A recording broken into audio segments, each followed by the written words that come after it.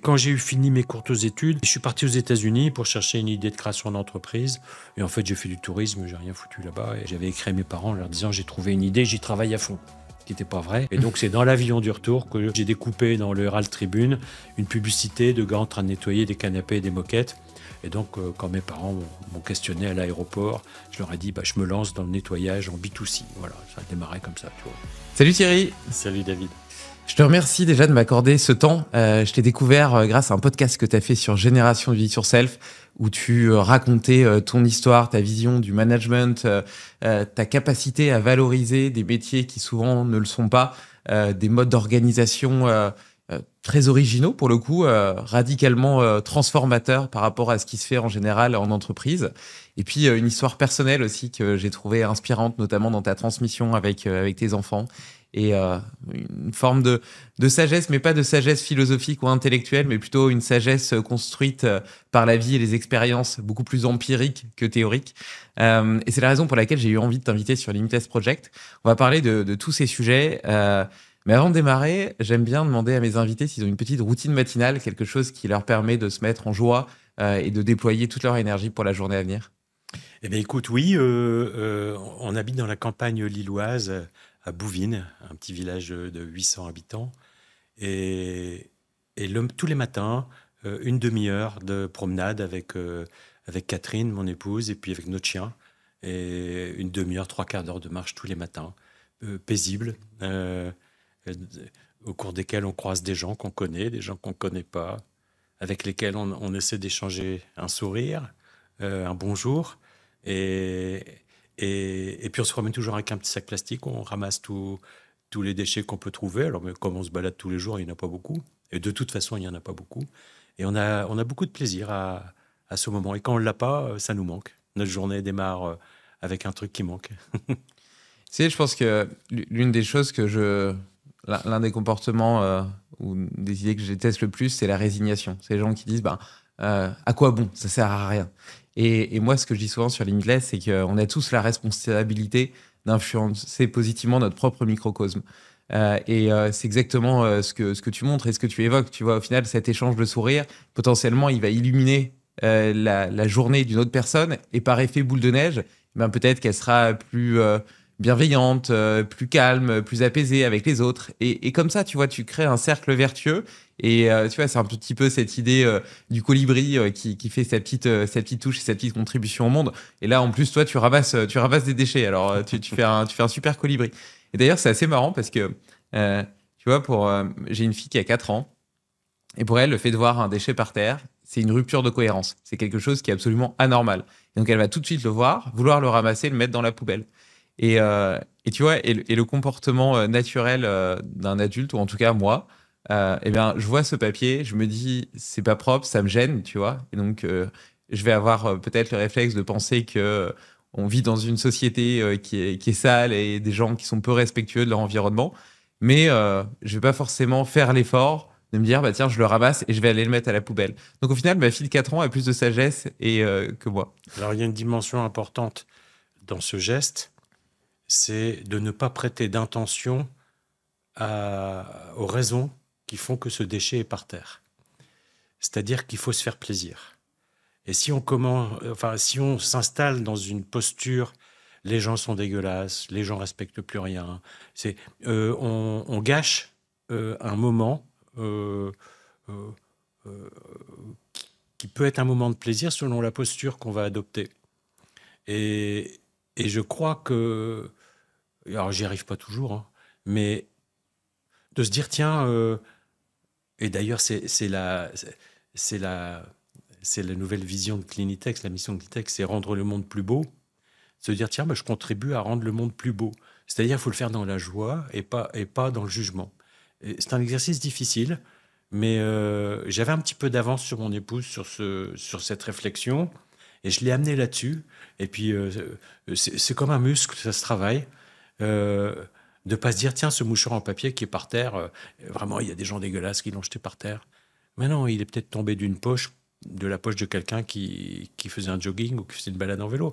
Donc, c'est pas grave, on s'en fout. Pourquoi il est là, mais je le ramasse. Dans la joie. autant que possible. Je sais pas si tu as déjà lu Petit traité des grandes vertus. C'est un livre qui te parle? André Comte-Sponville, oui. Exactement. Et la première des vertus, je crois que c'est la politesse. Et donc, il dit que la politesse, c'est la plus petite des vertus, parce que quelque part, c'est une vertu qui est forcée. T'es pas naturellement poli, tu te forces à l'être pour faire bien, entre guillemets, en société, etc. Mais quelque part, grâce à ça, eh bien, t'entraînes justement ce muscle dont tu parles. Et donc, il racontait un petit peu que, tu vois, c'est pareil avec le courage. Personne ne naît courageux. C'est d'abord en se forçant à être courageux que petit à petit, tu le deviens. Et donc, probablement que c'est la même chose avec toutes les vertus. Et donc là, tu parles de cette... parce qu'au final, ce dont tu parles, c'est des vertus, c'est des valeurs, d'essayer de rendre le monde plus beau, d'apporter ta contribution.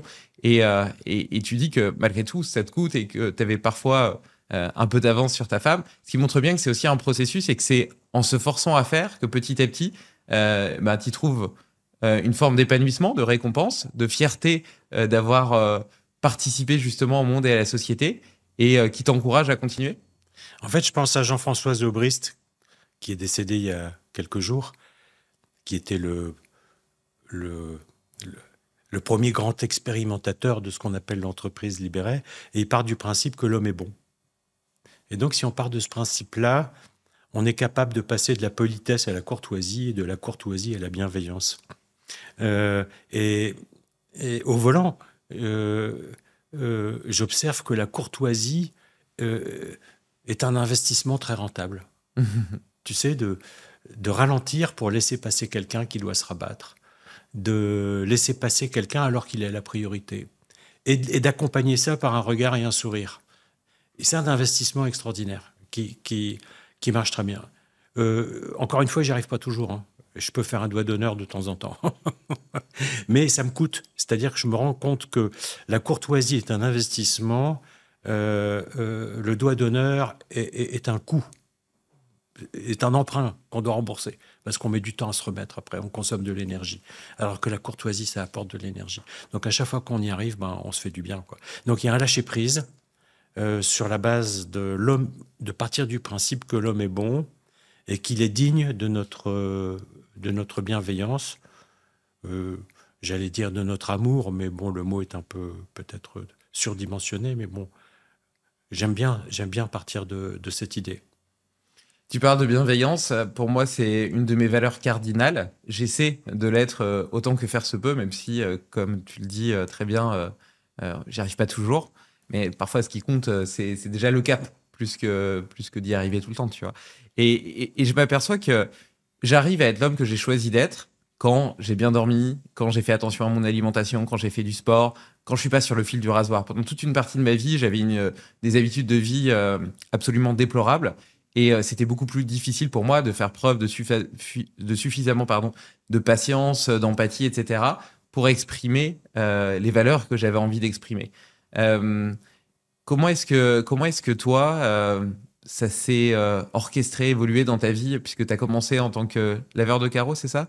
Est-ce que dans ce contexte où peut-être que la vie était plus difficile, tu devais peut-être travailler beaucoup, tu avais probablement moins d'argent qu'aujourd'hui, est-ce que ces valeurs étaient déjà aussi présentes dans ton quotidien et aussi faciles à exprimer? Non, c'est en regardant dans le rétroviseur que j'ai essayé de visualiser ce chemin. Quand j'ai démarré en 1980 comme artisan en nettoyage, laveur de vitres et de canapés et de moquettes, j'avais rien visualisé de tout ça. Je connaissais pas André Comte-Sponville, je connaissais pas le management le vertical ou horizontal. J'avais fait de très courtes études. Par contre, j'avais beaucoup appris des 9 écoles que j'ai fait entre la 6e et la terminale et des 9 rentrées des classes que cela induisait. Parce que tous les ans au mois de septembre, et quelquefois même en cours d'année, mes compteurs étaient remis à zéro, mes compteurs relationnels étaient remis à zéro. Il fallait que je réentre en contact avec un nouveau groupe. Et donc, la solution la plus efficace que j'avais trouvée, c'était de chahuter et de faire rire. C'était ma façon d'exister. Et donc, c'était mon mode de séduction, c'était l'humour, c'était de faire rire. Puis ça a bien marché. Et quand je me suis installé, quand je me suis mis à mon compte, euh, euh, j'ai pu découvrir très tardivement, finalement, quelque chose que je n'avais pas reçu dans le système scolaire, c'est c'est euh, c'est le plaisir du travail bien fait. C'est-à-dire le sentiment d'être utile et de servir à quelque chose. Et la reconnaissance que je recevais de mes clients, parce que j'étais un cancre à l'école, mais j'étais un bon ouvrier. Je ne supportais pas que le travail soit mal fait. Pour moi, c'était absolument impossible, même si j'ai raté beaucoup de clients. Enfin, j'ai fait des dégâts des eaux, j'ai massacré des canapés, j'ai rayé des vitres. Enfin, les débuts ont été assez catastrophiques sur le plan du résultat. Mais mes clients m'aimaient bien. Euh, et je pense que le succès de l'entreprise, il est venu du fait que j'ai tout de suite compris que s'il n'y avait pas de plaisir au travail, il ne pouvait pas y avoir de résultats satisfaisants. Et j'ai commencé par découvrir ça euh, en moi. C'est-à-dire qu'à chaque fois que j'étais heureux d'aller chez un client, le travail était bien fait. Et quand j'avais des clients qui ne me portaient pas la considération que j'espérais, le travail était mal fait.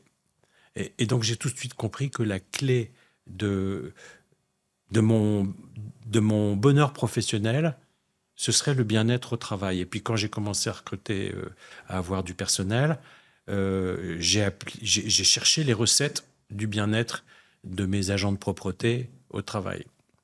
Et donc, non pas par vertu, mais par intérêt. Parce que je savais que le bonheur, c'est très rentable. C'est ce qui crée la performance économique, le développement, la rentabilité, la fidélité des clients, la fidélité des collaborateurs. Et donc ça, je l'ai découvert très vite. Je pense qu'effectivement, on a parfois tendance à voir le travail comme un effort, comme quelque chose de nécessaire pour financer le coût de notre vie, rembourser le crédit de notre résidence principale et puis payer les courses. Alors que moi, je vois beaucoup plus comme un facteur d'épanouissement. Et pour ça, il faut qu'il y ait un sens un peu transcendantal. L'impression de contribuer à quelque chose de plus grand qui te dépasse, la satisfaction du travail bien fait. Tu vois, je te disais que avant qu'on démarre le podcast, j'avais lancé récemment une nouvelle boîte. Et donc, au début d'une boîte, bah, tu dois tout faire, tu es multicasquette. Et donc, notamment, je me suis retrouvé à préparer des commandes, parfois beaucoup de commandes. Et c'est vrai que tu as une satisfaction quand tu as fait 50 commandes, que tu as préparé tous tes cartons, etc. Avoir les cartons bien faits, tu vois, le scotch, il est bien mis. Il y a le scotch féroce qui est bien brandé, tu vois, qui est doublé comme ça. Et puis, tu vois, ta pile de cartons, et elle est jolie, tu vois, elle a été bien faite. Et donc, c'est vrai qu'il y a une satisfaction à ça. Pour autant, je trouve une satisfaction à ça parce que mon métier est tellement diversifié que je m'ennuie pas. Si je vais faire ça tous les jours, probablement que au bout d'un moment, j'y trouverai une forme de fatigue ou de lassitude. Comment est-ce que tu arrives à justement donner suffisamment de sens et à transformer quelque chose qui pourrait être rébarbatif, en l'occurrence nettoyer des moquettes ou des vitres, comme tu le disais, en un facteur d'épanouissement profond pour tes collaborateurs et pour toi-même à l'époque? Alors, la notion de pénibilité est un schéma mental. Euh, euh, et c'est intéressant d'aller visiter la relation entre l'effort et le travail. Euh, euh, Toute ma vie, j'ai essayé de ne faire que ce qui me plaisait. Et ce qui ne me plaisait pas, j'essayais de le faire faire par quelqu'un d'autre qui, lui, avait plaisir à faire ce que moi, je n'aimais pas faire. Ce qu'on appelle aujourd'hui le management par les appétences. C'est-à-dire, ne fais que ce qu'il te plaît dans mon entreprise. Et ce qui ne te plaît pas, dans la mesure du possible, eh bien, on va chercher par qui on pourrait le faire faire. Quand il y a de l'effort, alors dans le sport, c'est différent. Tu vois, j'ai fait plusieurs Paris-Dakar en moto et je ne peux pas dire que j'ai pas fait d'effort. Je ne peux pas dire que j'ai pas eu de cloque et de souffrance et de douleur et de. Mais la souffrance dans le sport, je dirais que c'est un mal nécessaire et même jouissif. Alors que l'effort dans le travail, tu vois, je le sens pas. C'est une valeur judéo-chrétienne, c'est avoir le goût pour l'effort. Euh, mais, mais, mais qui a le goût pour l'effort au travail? Moi, j'ai pas envie de ça. Moi, j'ai pas envie de ça. je sais que quand je dois faire un effort, ça va mal se passer. Euh, Moi, j'ai besoin d'avoir du plaisir dans tout ce que je fais. Et depuis le début de Cleantex, et si je suis entouré de collaborateurs qui ne sont pas dans le plaisir, ça m'embête. Alors, tu as parlé tout à l'heure, en tout début de présentation, que je valorisais le métier de la propreté. Euh, J'en ai rien à foutre du métier de la propreté. Je valorise rien. C'est-à-dire tout ce que je le fais par intérêt pour la performance de l'entreprise. Et il se trouve que le bien-être des collaborateurs, c'est le plus puissant muscle euh, pour nourrir le développement de l'entreprise. Donc encore une fois, si aujourd'hui 98% des salariés de Clinitex se déclarent heureux ou très heureux chez Clinitex. C'est un sondage qu'on fait tous les ans depuis 25 ans, qu'on fait faire par un organisme extérieur, donc il est statistiquement fiable, exploitable. C'est la société Calimétrie qui fait ça. Si Clinitex a connu 45 ans de croissance à deux chiffres, c'est parce que 98% de nos agents de propreté se déclarent heureux ou très heureux dans leur métier. C'est-à-dire qu'elles nous disent « j'aime faire ce que je fais là où je le fais ». Bien entendu, pour arriver à ça, il y a des moyens qu'on a mis en œuvre, il y a des réflexions. Et je pense que depuis le premier jour de ma première embauche, j'ai le sentiment que je n'ai rien eu d'autre à faire que de réfléchir à ce sujet. Comment mettre en œuvre les moyens pour que mes agents de propreté soient heureuses d'aller chez parce qu'on est une majorité de femmes, d'aller chez leurs clients et d'aller chercher tout ce qui était toxique dans la relation pour l'éliminer, d'aller chercher tout ce qui fait mal au dos, tout ce qui dérange, et petit à petit de les éliminer. Et il y a pas mal de choses qui sont très innovantes chez Clinitex et qui permettent de nouer une relation de considération avec les agents de propreté. Tu évoques le fait d'aimer son travail, d'aimer ce qu'on est en train de faire. Ça me fait penser à un outil qui m'a été partagé par Blaise Dubois, qui a développé le concept d'entreprise affranchie. J'ai l'impression qu'il y a quand même pas mal de trucs, entreprise opale, entreprise libérée, entreprise affranchie. Bon, chacun y va un petit peu de son initiative, avec malgré tout un socle, une vision et une ambition commune de réinventer un petit peu ces modèles d'organisation sur un modèle beaucoup plus horizontal. Mais quoi qu'il en soit, il partageait un outil qui s'appelle le X. Et donc, c'est simplement une croix. En haut, donc sur un axe, c'est ce que tu aimes faire. Donc tout en haut, tu adores le faire. Tout en bas, tu détestes le faire. Et sur l'autre axe, horizontal, c'est ta compétence. Ce dans quoi tu es bon ou pas bon. Donc à droite, tu es très bon. À gauche, tu n'es pas très bon. Et donc en haut à droite, c'est ce que tu adores faire. Et en plus, tu es très bon. C'est ce qu'on pourrait appeler des zones de génie. Et tu devrais y passer 60-70% de ton temps.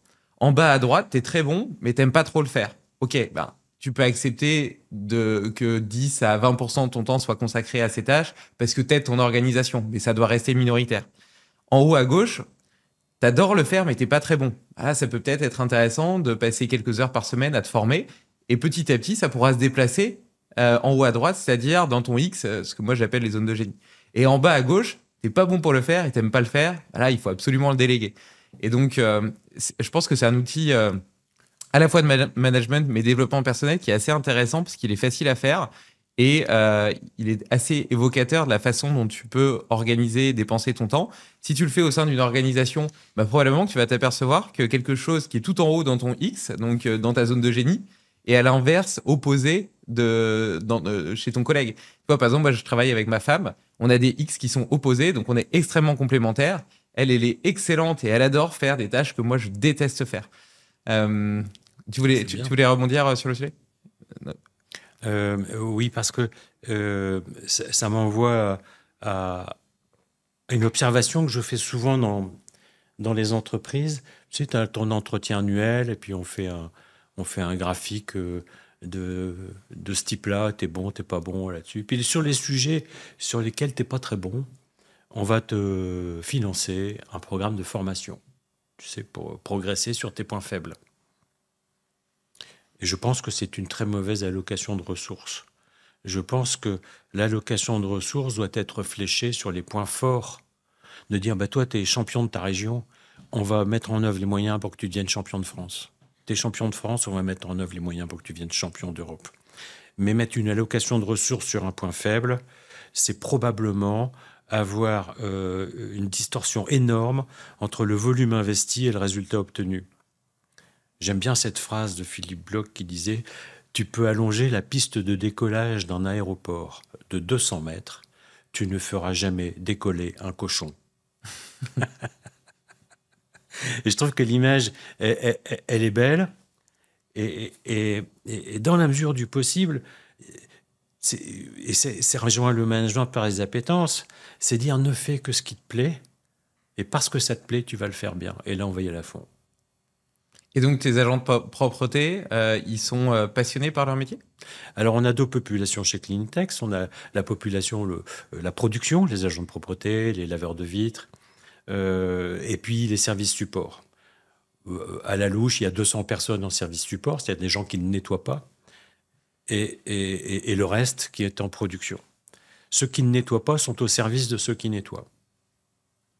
Totalement. C'est-à-dire ce sont des leaders-serviteurs. On est totalement au service de nos agents de propreté, de façon à ce qu'elles puissent se mettre totalement au service de leurs clients.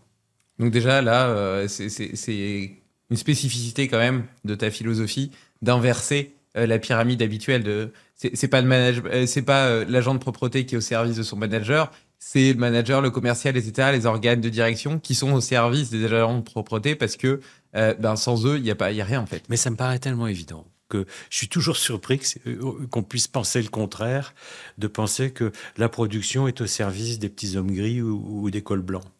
C'est ridicule. C'est exactement l'inverse. Alors, ce sont deux univers différents, les services support et la production. C'est-à-dire que les préoccupations de nos agents de propreté ne sont pas les mêmes. Nos agents de propreté, elles attendent quoi? D'abord, elles sont très souvent à temps partiel. C'est-à-dire qu'on parle de 4000 personnes, c'est en fait 2000 équivalents temps plein. Elles sont à temps partiel chez nous, mais elles peuvent faire un temps partiel chez nous et un autre temps partiel chez un concurrent, enfin un confrère, et finalement travailler à temps complet. Mais ça, on le sait, on ne peut pas le savoir. Mais quand elles travaillent chez nous, nous sommes très attentifs à rechercher un lieu de travail qui soit à proximité immédiate de leur lieu d'habitation, autant que cela est possible. Bon, à l'exception de Paris, on a 4 agences à Paris où là... c'est une autre planète. Mais 90% de nos effectifs sont hors Paris. Et donc, on cherche d'abord un lieu de travail qui soit à proximité du lieu d'habitation de l'agent de propreté et dans des horaires de travail familialement compatibles. Quand on a déjà réussi ça, on a déjà probablement fait les 3/4 du chemin pour que l'agent de propreté... reste longtemps au service de notre client. Après, quand elle aura ressenti, elle va le ressentir dès le premier jour parce qu'on va l'accueillir une journée chez Cleantex, on va l'expliquer notre mode de fonctionnement, on va l'expliquer à quel point nous pensons que nos agents de propreté sont les seigneurs, avec un E, de l'entreprise. D'ailleurs, pendant une époque, je parlais des services support en disant « vous êtes les seigneurs » avec un A, au service des seigneurs avec un E. Mais ça ne leur plaisait pas beaucoup que je puisse les présenter juste comme un centre de coût, pas un centre de profit. Donc j'ai changé la terminologie et on parle maintenant de service support et de leader-serviteur.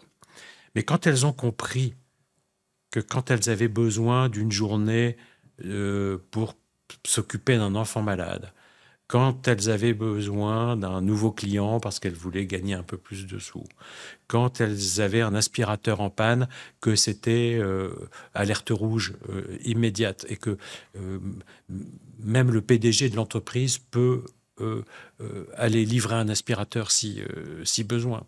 Quand elles ont compris qu'on était totalement à leur service, en plus de la confiance qu'on leur porte, parce que nos agents de propreté, le plus souvent, travaillent hors des heures d'ouverture de nos clients. Et donc, elles sont déjà totalement libres de leurs mouvements, de leur façon de faire, de leurs gestes, de leurs méthodes, très souvent de leurs horaires aussi. Et donc, cette relation de liberté et de confiance qui est instaurée avec elles quand elle est enveloppée d'un management considérant, c'est-à-dire que nous sommes attentifs à leur porter une considération sincère, parce que, alors la considération, je voudrais en dire un mot, le prérequis de la considération, c'est l'humilité. C'est-à-dire, si je me sens supérieur à mon agent de propreté, je ne peux pas lui porter de considération. Je me sens ni supérieur, ni inférieur à mes agents de propreté. C'est hors sujet. Et puisque je suis habité par cette idée, je suis capable de considération. Et la considération que nous portons à nos agents de propreté est la clé de leur engagement. Donc, tu as les 3 étages. Humilité, considération. Humilité, j'allais dire plus considération, mais non. Humilité, prérequis de la considération, qui est le prérequis de l'engagement. On ne peut pas agir sur les salaires de nos agents de propreté, sinon on se met au marché immédiatement. On est sur des métiers à très faible marge, donc on ne peut pas se mettre hors circuit, hors concurrence. Donc il faut trouver d'autres moyens, qui sont la considération. Et la considération, c'est un peu comme l'amour, c'est bien d'en parler, mais c'est mieux de le faire. Je te donne 2 petits exemples, mais il y en a plein. Ça fait 30 ans que quand on fait une erreur sur une fiche de paye d'une agent de propreté, on lui envoie un mot d'excuse et une boîte de chocolat pour lui dire on est désolé. On a détesté faire cette erreur. Ça nous a fait mal au bide. Donc on s'excuse bien entendu avec la régularisation. Et tous les mois, on publie sur l'intranet de l'entreprise les volumes de boîtes de chocolat qui ont été livrés par agence. Donc c'est les volumes d'erreurs qui ont été faites. Oui, et on peut échapper à cette statistique en changeant le code de régularisation de paye. Mais quelque part, pour moi, ce graphique, c'est le graphique de l'humilité. C'est-à-dire que les agences qui envoient le plus de boîtes de chocolat m'intéressent plus par l'humilité qu'elles témoignent que par le manque de fiabilité ce mois-là sur leur fiche de paye. Et elles s'autocorrigent elles-mêmes. Tous les mois, on publie sans commentaire et elles s'autocorrigent elles-mêmes. Un autre irritant, voilà, c'est le mot que je cherchais tout à l'heure quand je parlais de toxique, un irritant, tu vois, d'aller chercher les irritants relationnels dans l'entreprise. Une erreur sur une fiche de paye, c'est un irritant, très fort. Il faut avoir été ouvrier pour le savoir. Le moment de la fiche de paye est un moment très important, c'est un moment sacré. Le jour où son compte en banque est approvisionné, c'est la fête, quoi. C'est la fête parce que c'est peut-être, et assez souvent, un moment où on peut se détendre un peu sur le sujet. Quelquefois, pas pour longtemps, mais c'est un moment important. On n'a pas le droit de le rater. Un autre irritant qu'on a découvert et qu'on a fait sauter assez récemment, c'est par exemple les demandes d'acompte. Tu vois, une agent de propreté, imagine l'humiliation que c'est d'appeler son chef pour lui demander un acompte de 100 €. Tu vois, c'est de dire, chef, j'ai plus une thune, j'ai besoin de 100 €. Quoi. Nous, on l'a ressenti comme quelque chose d'humiliant. Sur l'application intranet qui est à disposition des agents de propreté, elles peuvent désormais déclencher autant d'acomptes qu'elles veulent, sans que ça passe par aucune hiérarchie, dans la limite de ce à quoi elles ont droit, bien entendu. Et ça, c'est calculé automatiquement par le système. Voilà encore un irritant qu'on a fait sauter. Et des irritants comme ça, on est à la chasse aux irritants, de manière générale, pas que pour la prod, mais également en service support. Chasser les irritants, c'est pour voyager qu'un sac à dos léger. Et cette humilité et cette considération, tu l'as développée aussi parce que tu as commencé par le bas de l'échelle et que toi-même, tu étais à leur place. Donc, tu as une compréhension parfaite de leur métier, de leurs contraintes, de leurs irritants, justement, de l'importance et de ce que ça peut représenter de demander une avance de 100 €, par exemple. Et pour autant, avec la croissance de ton entreprise, puisque vous avez 4000 collaborateurs aujourd'hui, ou dans ces eaux-là, j'imagine que tu as dû recruter des gens qui n'étaient pas issus justement du bas de l'échelle, mais qui avaient peut-être des formations en marketing, en finance, etc., et qui n'ont pas eu justement cette compréhension, cette connaissance, ce côté autodidacte qui aurait pu les doter de ce bagage émotionnel et de considération et d'humilité. Et donc, comment est-ce que tu as fait ? Est-ce que tu fais que de la promotion interne ou est-ce que tu as quand même été chercher des gens comme ça, formés, avec des gros diplômes, etc. Et si c'est le cas, comment est-ce que tu as réussi à leur transmettre cette reconnaissance de l'autre?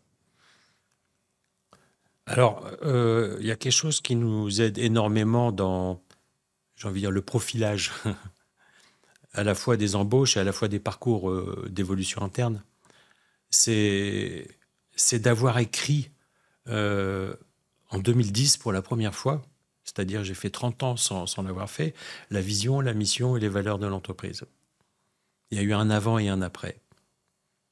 Alors en 2010, on a écrit donc la mission qui était... c'était quoi cette mission? C'était faire de Cleanitex la plus belle boîte de France, tu vois. Très égocentré. Mais on l'avait décidé ensemble avec 150 collaborateurs, on l'avait construit, aidé par un cabinet extérieur, la co-entreprise, remarquable. Et on avait écrit les valeurs de l'entreprise. Bon, voilà. Mais on s'est rendu compte finalement que c'était un peu la danseuse du patron, c'est-à-dire que ça descendait pas jusqu'aux agents de propreté, et que même chez les services support, tout le monde se disait bon, ouais, c'est beau, c'est sur les murs, ok, tu vois un peu la branlette intellectuelle. Et dans la dernière réécriture de tout cela, Cleanitex a décidé de remplacer la raison d'être par les raisons d'agir. Et donc finalement, on n'a plus que trois écrits là-dessus. La raison d'agir, c'est rendre le monde plus beau.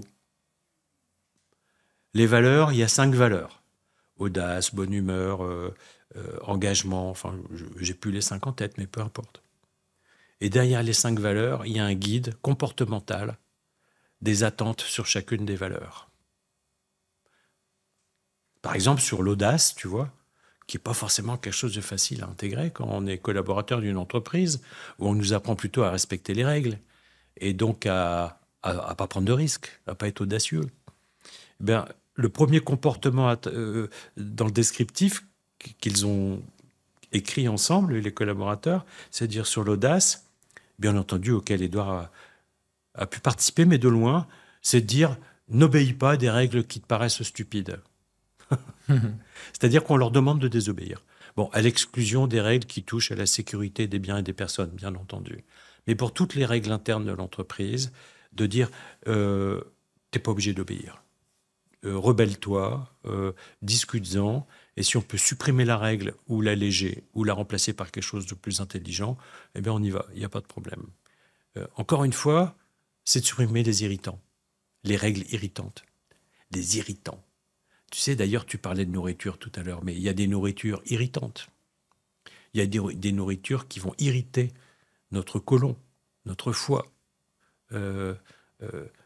lesquelles vont irriter notre cerveau. Et ben c'est pareil en management. Le management a besoin de nourriture équilibrée, saine, facile à assimiler, comme notre organisme.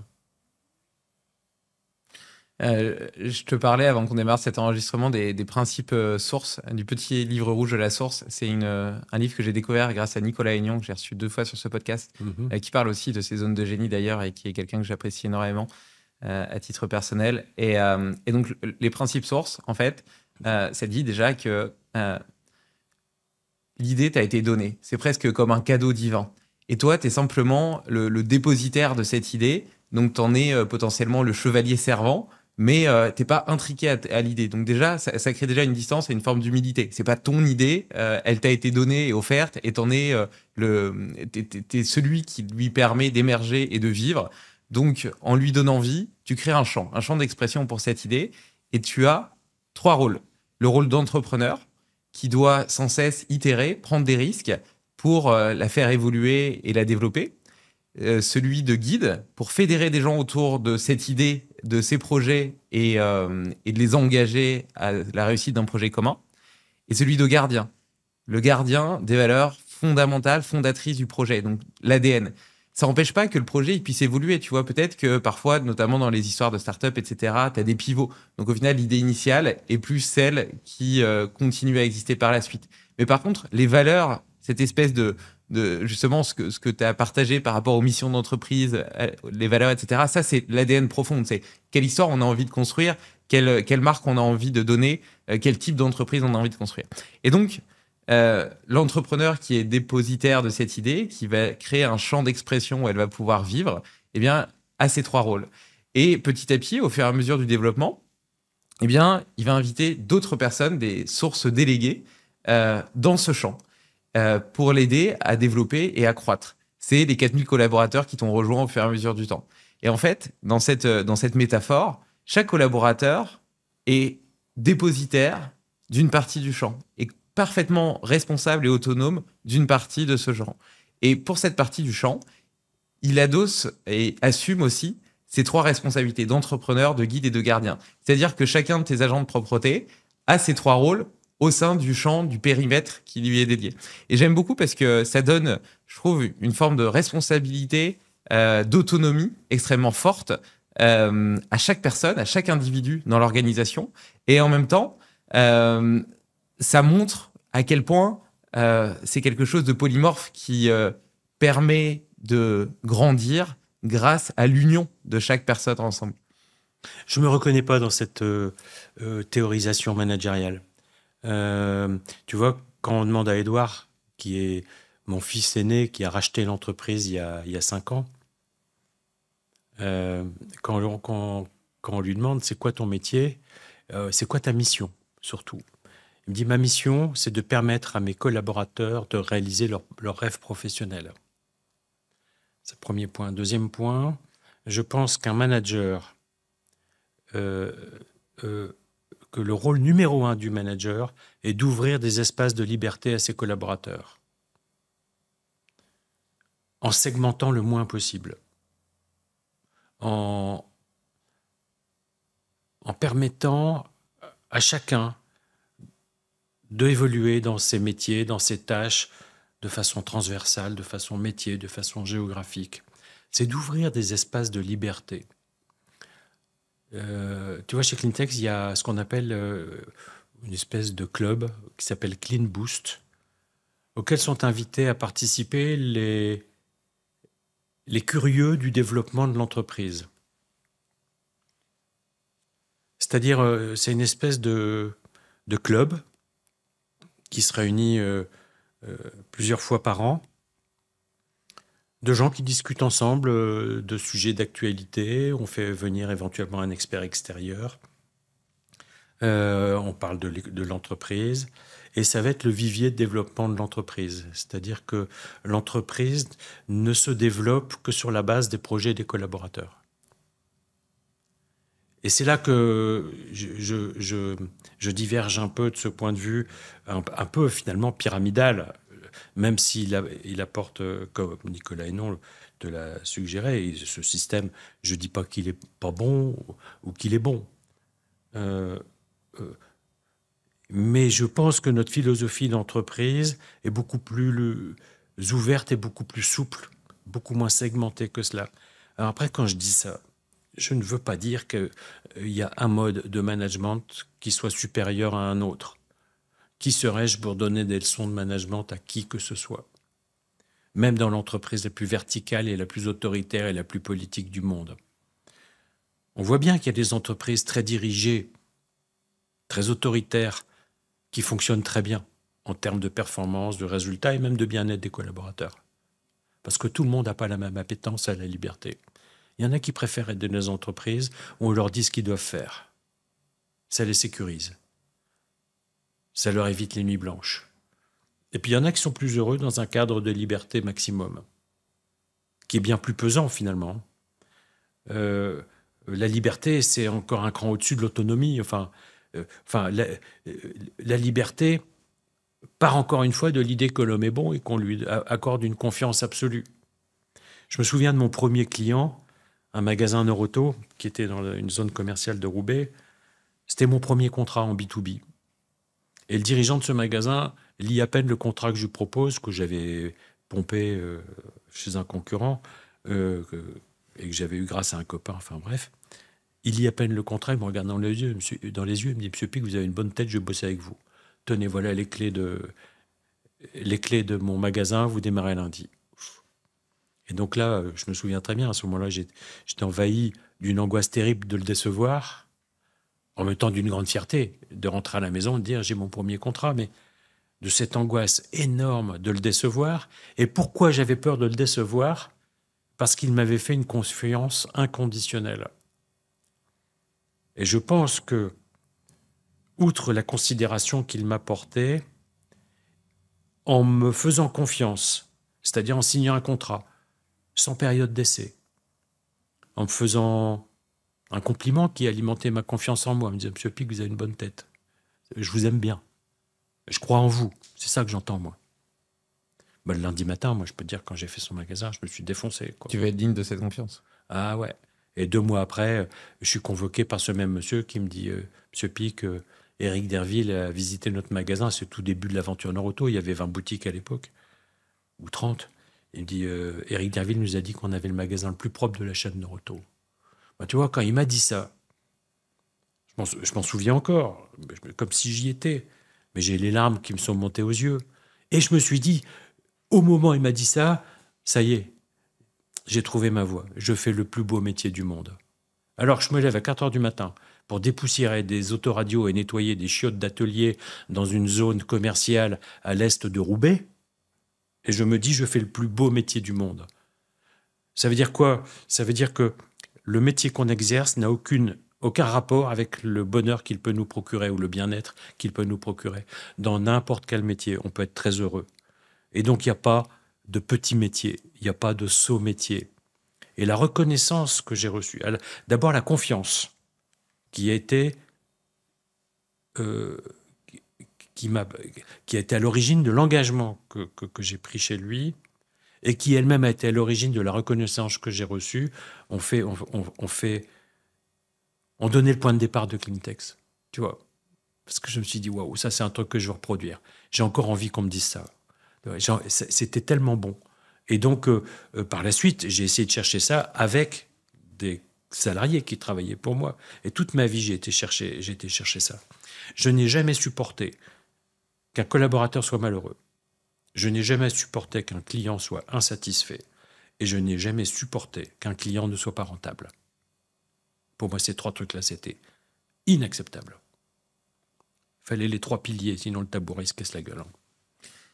Je trouve ça intéressant parce que à plusieurs reprises, tu as évoqué le fait que justement ce bien-être des collaborateurs était très très lié à la performance économique de ton entreprise, que c'était un muscle, etc., et que c'était ça qui servait en fait le développement. Et tu vois, je te disais, donc j'ai lancé une marque là il y a pas longtemps, il y a 6 mois, et beaucoup de marques e-commerce se basent sur le marketing direct, c'est-à-dire qu'elles font de l'acquisition en publicité, sur Google Ads, sur Meta, etc. Et bien sûr, c'est quelque chose qui fonctionne, c'est génial parce que c'est mécanique. Tu sais que tu investis 1, tu gagnes 3 de l'autre côté, et donc après, tu as juste à augmenter ton investissement publicitaire, et puis ton chiffre d'affaires augmente mathématiquement. Donc c'est très prévisible et ça permet d'avoir une croissance qui est calculée. Moi, je crois beaucoup à un autre type de marketing qui est le marketing de marque. Le marketing de marque, souvent, on le résume au fait de faire de la notoriété, par exemple des podcasts, de sponsoriser des événements, etc. Mais pour moi, le marketing de marque, il va beaucoup plus loin que ça. Je te parlais tout à l'heure du plaisir que j'avais eu à avoir mes cartons hyper bien faits, tout jolis, etc. Et ben, je pensais aussi au plaisir que le consommateur aurait en le déballant. Et tu vois, le service client, c'est souvent un métier qui est sous-valorisé. Et d'ailleurs, il y a plein de boîtes qui l'externalisent, on ne sait où. Et nous, bah, évidemment, on est tout petit, donc on le fait nous-mêmes. Et pour moi, c'est un élément absolument capital dans notre marketing de marque. Donc, c'est pas seulement répondre aux clients, c'est que je pense que c'est intrinsèquement lié à notre performance commerciale. Parce que, justement, le client, lorsqu'il peut avoir quelqu'un au téléphone, lui poser ses questions, d'autant plus que pour l'instant, bah, le service client, il a des connaissances en physiologie, etc. Donc, il est aussi capable de le conseiller sur sa santé par ailleurs. Mais même sans parler de ça, simplement pouvoir le renseigner sur sa commande, sur sa problématique, etc. Et ben, cette considération qui lui est portée est tellement importante pour lui. Il en est tellement content, et tu l'entends au téléphone ou il te le dit par mail, etc. Parce qu'aujourd'hui, c'est de moins en moins le cas, que cette excellence du service client va lui donner envie de recommander ta marque à plein de leurs copains en disant c'est une marque géniale, j'ai découvert, etc. Ils m'ont envoyé ça dans tel carton, leurs produits sont magnifiques, ils sont délicieux. Et puis en plus, j'ai eu un problème avec ma livraison, j'ai eu quelqu'un au téléphone qui m'a aidé. Enfin, et tu vois, cette excellence du service, de la qualité, fait que ça va lui donner envie de recommander et donc petit à petit me permettre de développer ma marque. Donc ça correspond à une performance financière. Et je trouve que le fait de donner justement une profondeur comme ça au métier de préparateur de commandes, de service client et de montrer à quoi ça sert, à quel point justement c'est fondamental et c'est même l'élément probablement central de la stratégie de développement, bien au-delà et bien avant justement toutes les campagnes publicitaires, etc. que tu peux faire, que tu engages aussi tes collaborateurs dans le métier qu'ils exercent. Et toi, c'est un petit peu ce qui s'est passé quand tu as eu d'une part la reconnaissance, mais en même temps, tu as vu à quel point est-ce que ton métier était utile dans la perspective de développement de Noroto, en l'occurrence. C'est marrant, mais je pensais à Leroy Merlin. Je suis bricoleur et parmi mes promenades favorites, c'est d'aller, même si j'ai rien à acheter, d'aller chez Leroy Merlin. Et nettoyer leur magasin. Non, on nettoie pas leur magasin. Par contre, on s'occupe d'eux pour leur siège social, mais c'est pas de ça que je voulais aborder. C'était surtout de me dire, je suis frappé par la stabilité managériale qu'ils réussissent à maintenir dans leur magasin. C'est-à-dire, quand tu rentres dans leur magasin, il y a quelqu'un qui est à l'accueil et qui te dit bonjour, en te regardant dans les yeux. C'est incroyable. Quand tu as un produit qui ne te convient pas, que tu as fait une erreur d'achat, il te le rembourse sans discuter. Sans discuter. À condition que tu puisses produire la preuve d'achat, bien entendu, et encore même pas si tu as la carte de fidélité. C'est-à-dire, je pense qu'ils ont tout compris. Ils ont tout compris dans la considération du client et dans la confiance qu'il lui porte en lui disant si tu as fait une erreur d'achat, tu peux revenir, on te le rembourse, il n'y a pas de problème. On ne discutera pas. Même si l'emballage est un petit peu ouvert.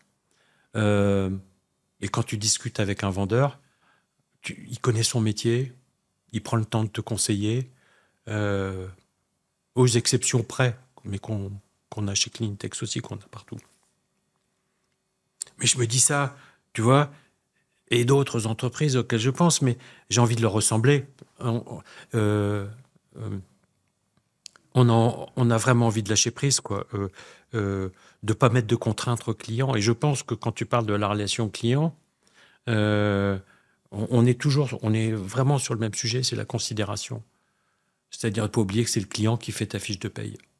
Et donc, si tu n'oublies pas ça, même si des fois tu n'as pas envie, tu es obligé, il faut lui porter de la considération, du respect et être capable de dire oui à tout. Tu vois, j'ai 9 petits-enfants. Quand ils viennent à la maison, ils savent qu'avec bon papa, il dit oui à tout.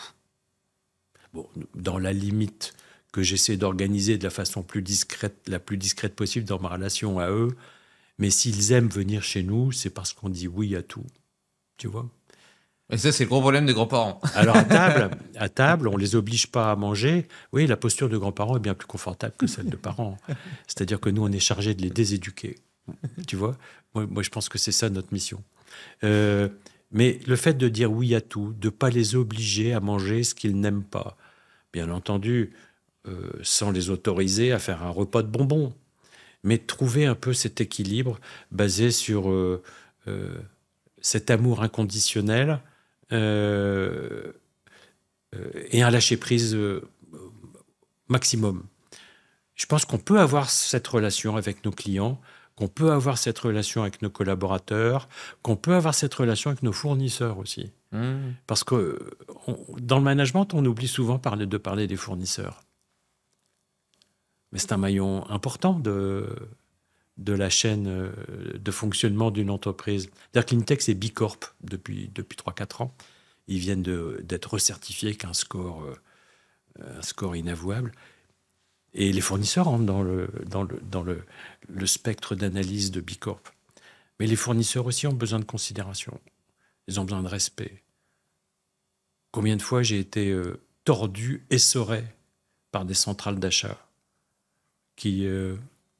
moi, je me casse.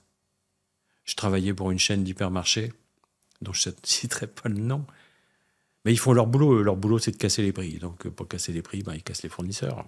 Pas toujours, mais souvent. En tout cas, les fournisseurs qui sont pas essentiels, enfin, qui sont pas stratégiques. Il faut se casser. Allocation de ressources, encore une fois. Est-ce que les ressources dont je dispose, je dois les mettre au service de clients irritants? Encore une fois, même chez les clients, on peut avoir des irritants. Il faut couper la relation. Après avoir essayé de la faire évoluer. Il faut couper les irritants avec les collaborateurs irritants. Il faut couper la collaboration avec les fournisseurs, avec les clients irritants. Le seul irritant avec lequel on ne puisse pas couper la relation, c'est l'administration. Encore qu'il est possible de l'aborder d'une façon bienveillante et respectueuse, parce que la plupart d'eux font de leur mieux sur des sujets qui ne sont pas faciles. Les irritants. Moi, j'adore ce mot, de supprimer les irritants dans nos corps, dans nos esprits et dans nos cœurs. Ouais, ça me plaît pas mal. Juste pour la parenthèse, là, parce que je montrais comment l'excellence de l'expérience client servait en réalité à la fois le client, mais aussi le marketing de marque et donc le développement d'entreprise. Là, tu viens encore de le montrer avec le Roi Merlin. Ils n'ont plus besoin de publicité, clairement, mais quelque part, tu as parlé d'eux en de super bons termes, gratuitement, sur un podcast qui est écouté par 100 000 personnes. Et donc, potentiellement, tu leur fais une pub gratuite, tu vois, et tu donnes envie d'y aller. Et là, si je veux aller demain dans un magasin de bricolage, peut-être que je vais aller plutôt chez le Roi Merlin parce que j'ai entendu ce que tu as dit. Et donc, voilà. Et je trouve que c'est intéressant quand tu as quelque chose de vertueux comme ça, qui, à la fois, crée du... En fait, j'ai l'impression que quand tu crées du bonheur quelque part, il y a un cercle vertueux qui s'engage et tout le monde y gagne, tu vois. Et je trouve que c'est beau de le montrer. Et c'est marrant parce que tu utilises toi le terme d'irritant. Moi, je le conscientisais plutôt en termes d'énergie. Qu'est-ce qui me donne de l'énergie? Qu'est-ce qui me draine de l'énergie? Et tu le prenais sous le prisme de l'entreprise, mais tu peux aussi le prendre sous le prisme de la vie personnelle. Bien et donc, sûr. Potentiellement, il y a plein de relations sociales, etc., que tu as parce que, par proximité géographique, tu t'es fait par le passé, mais en fait, qui te drainent de l'énergie, des gens avec qui tu travailles, des fournisseurs, des clients, peu importe. Quelque part, c'est intéressant, je trouve, d'observer sa journée et de voir quels sont. Et d'ailleurs, ça rejoint aussi... t'appelais ça le travail par appétence, c'est ça? Dans ta journée, les tâches qui te donnent de l'énergie vs celles qui te drainent de l'énergie, les gens qui te donnent de l'énergie vs celles qui te drainent de l'énergie, les actions, les sports, etc. Et essayer au maximum d'avoir des choses qui te donnent de l'énergie plutôt que des vampires, quoi. Alors, quelquefois, se débarrasser d'une corvée, ça te donne de l'énergie. Donc, quelquefois, on a du mal à s'y mettre et puis on fait un truc qu'on n'avait pas envie de faire. Et puis, une fois que c'est terminé, parce que c'est terminé, ça nous donne de l'énergie, tu vois. Mais souvent, on va le démarrer à reculons, en retard, etc. Comme ta déclaration d'impôt. Ouais, bon. Parce que tu parlais du dernier irritant que tu n'avais pas réussi à dynamiter. Non, l'irritant dans la relation à la fonction publique, c'est que ils sont pas à notre service. C'est-à-dire qu'ils pensent que nous sommes à leur service. Le jour où la fonction publique se mettra au service des entreprises, les choses changeront. Je ne parle pas des gens qui contrôlent, parce qu'il est normal que les entreprises soient contrôlées, mais il y a des accumulations de règles qui ont été construites, non pas dans une intention de nuire à l'entreprise, mais de protéger l'État des tricheurs et des fraudeurs. Mais on est dans une relation de punition collective. Parce qu'il y a 0,1% de gens qui trichent et qui fraudent, on va emmerder 99,9% des gens. Donc, il y a un vrai sujet, c'est de se dire, mais comment l'État peut se mettre au service des entrepreneurs? Et je pense que ça passe d'abord par la case humilité. Mais le problème de l'État et des hommes politiques, le plus souvent, malgré toute leur bonne volonté, c'est qu'ils pensent à notre place. Et quand on pense à la place des autres, on se trompe tout le temps. Jean-François Zobrist, encore une fois, il dit « c'est celui qui fait, qui sait ». Et donc, il faudrait faire confiance à ceux qui font. Celui qui fait. Et d'ailleurs, ça renvoie à cette idée aussi de la différence qui existe entre un talent et un potentiel, tu vois. Un talent, c'est celui qui fait, sinon c'est un potentiel. Et donc, qu'est-ce qui va permettre à un collaborateur de faire? C'est l'espace de confiance et de liberté qu'on va lui donner. Sinon, on va le cantonner dans un rôle de potentiel. Il y a beaucoup d'organisations, et probablement particulièrement dans la fonction publique, mais également dans les entreprises, où il y a beaucoup de hauts potentiels, mais qui n'ont pas l'espace pour libérer leur énergie et exprimer leur talent. Et c'est dommage, parce qu'on a acheté des graines haut de gamme et on les plante dans des endroits où on ne leur permet pas de pousser. C'est du gâchis. C'est encore une fois une allocation de ressources mal fléchée. Tu vois, on parle souvent du gaspillage de l'énergie quand on parle de notre relation à la planète. Mais on parle rarement du gaspillage de l'énergie humaine dans nos entreprises. Et pourtant, il y a des gisements, il y a des trésors. Mais pour que ces graines puissent pousser dans nos entreprises, il faut leur donner de la confiance, de l'amour, de la liberté et un cadre, hein. C'est-à-dire raison d'agir et des valeurs. Raison d'agir qui est qu'est-ce qui va me mettre en mouvement, et les valeurs, qu'est-ce qui va influer sur mes comportements au quotidien. Et quand on a réussi à fédérer ces deux sujets, mais de façon très pragmatique, hein. C'est pour ça que raison d'agir, ça parle beaucoup plus que raison d'être. Comportement, ça parle beaucoup plus que valeur. Ça, c'est intéressant. Là, on met les mains dans le cambouis direct. Là, tout le monde comprend. Quand tu prends en compte la bureaucratie, l'administration, etc., on pourrait te répondre, bah oui, mais attends, ils doivent gérer 70 millions de personnes, ils sont obligés de faire des règles un petit peu générales qui vont correspondre à la majorité, qui vont permettre une forme de stabilité dans le pays, et par définition, elles pourront jamais être aussi agiles, adaptatives et fitness à chaque personne. Et donc, la question que j'ai envie de te poser, c'est que tu vois, une jeune start-up, une jeune entreprise, elle est en général réputée comme extrêmement agile. Et donc, je pense que chacun des collaborateurs est d'une part très impliqué et en plus avec un niveau d'autonomie et de liberté absolument incroyable qui permet d'avoir un fonctionnement assez organique. D'ailleurs, qui respecte et qui ressemble beaucoup à l'intelligence de la nature, qui est très itérative. Tu vois, tu pourrais te demander comment est-ce que la nature a réussi à créer un organisme aussi complexe qu'un être humain. Eh ben, en réalité, elle n'a pas cherché à le faire. C'est par des milliards d'itérations, d'essais-erreurs que petit à petit, avec l'évolution, eh bien, on est ce qu'on est. Moi, j'aime beaucoup cette façon d'entreprendre. Plutôt que d'avoir un plan stratégique extrêmement fixé et prédéfini, intellectuel, être beaucoup plus dans un fonctionnement empirique, justement, d'essais-erreurs, de feedback et d'apprentissage. Et d'ailleurs, je vois souvent les problèmes comme des cadeaux et l'entrepreneuriat comme des escaliers où, en réalité, chaque angle m'aide à marcher sur la marche d'après et puis donc à grandir et à progresser.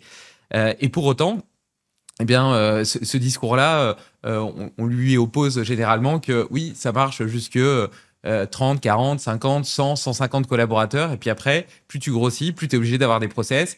Et c'est comme ça que tu arrives à des paquebots avec une inertie folle qui sont incapables de changer de cap. Toi, visiblement, tu as réussi à maintenir ce fonctionnement très organique des choses avec 4000 collaborateurs.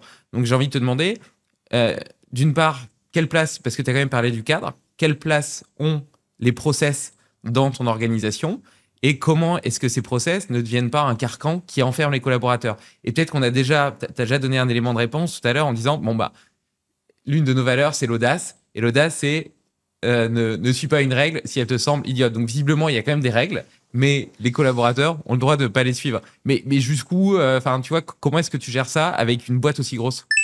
Avec Limitless, ma mission est de t'aider à atteindre ton plein potentiel. C'est ce qui me motive à enregistrer ces podcasts depuis plus de 5 ans. Et c'est la raison pour laquelle j'ai créé Féroce. L'alimentation moderne est 4 fois plus pauvre en micronutriments que celle de nos ancêtres. C'est la raison pour laquelle nous sommes massivement carencés en vitamines et minéraux. Pourtant, il suffirait de 7 grammes de foie de bœuf pour couvrir la plupart de nos besoins. Problème, la plupart d'entre nous n'ont pas envie d'en manger. C'est pourquoi j'ai créé le steak Féroce, composé à 80% de viande de bœuf et à 20% d'abats pour une richesse micronutritionnelle hors norme et un goût riche et savoureux.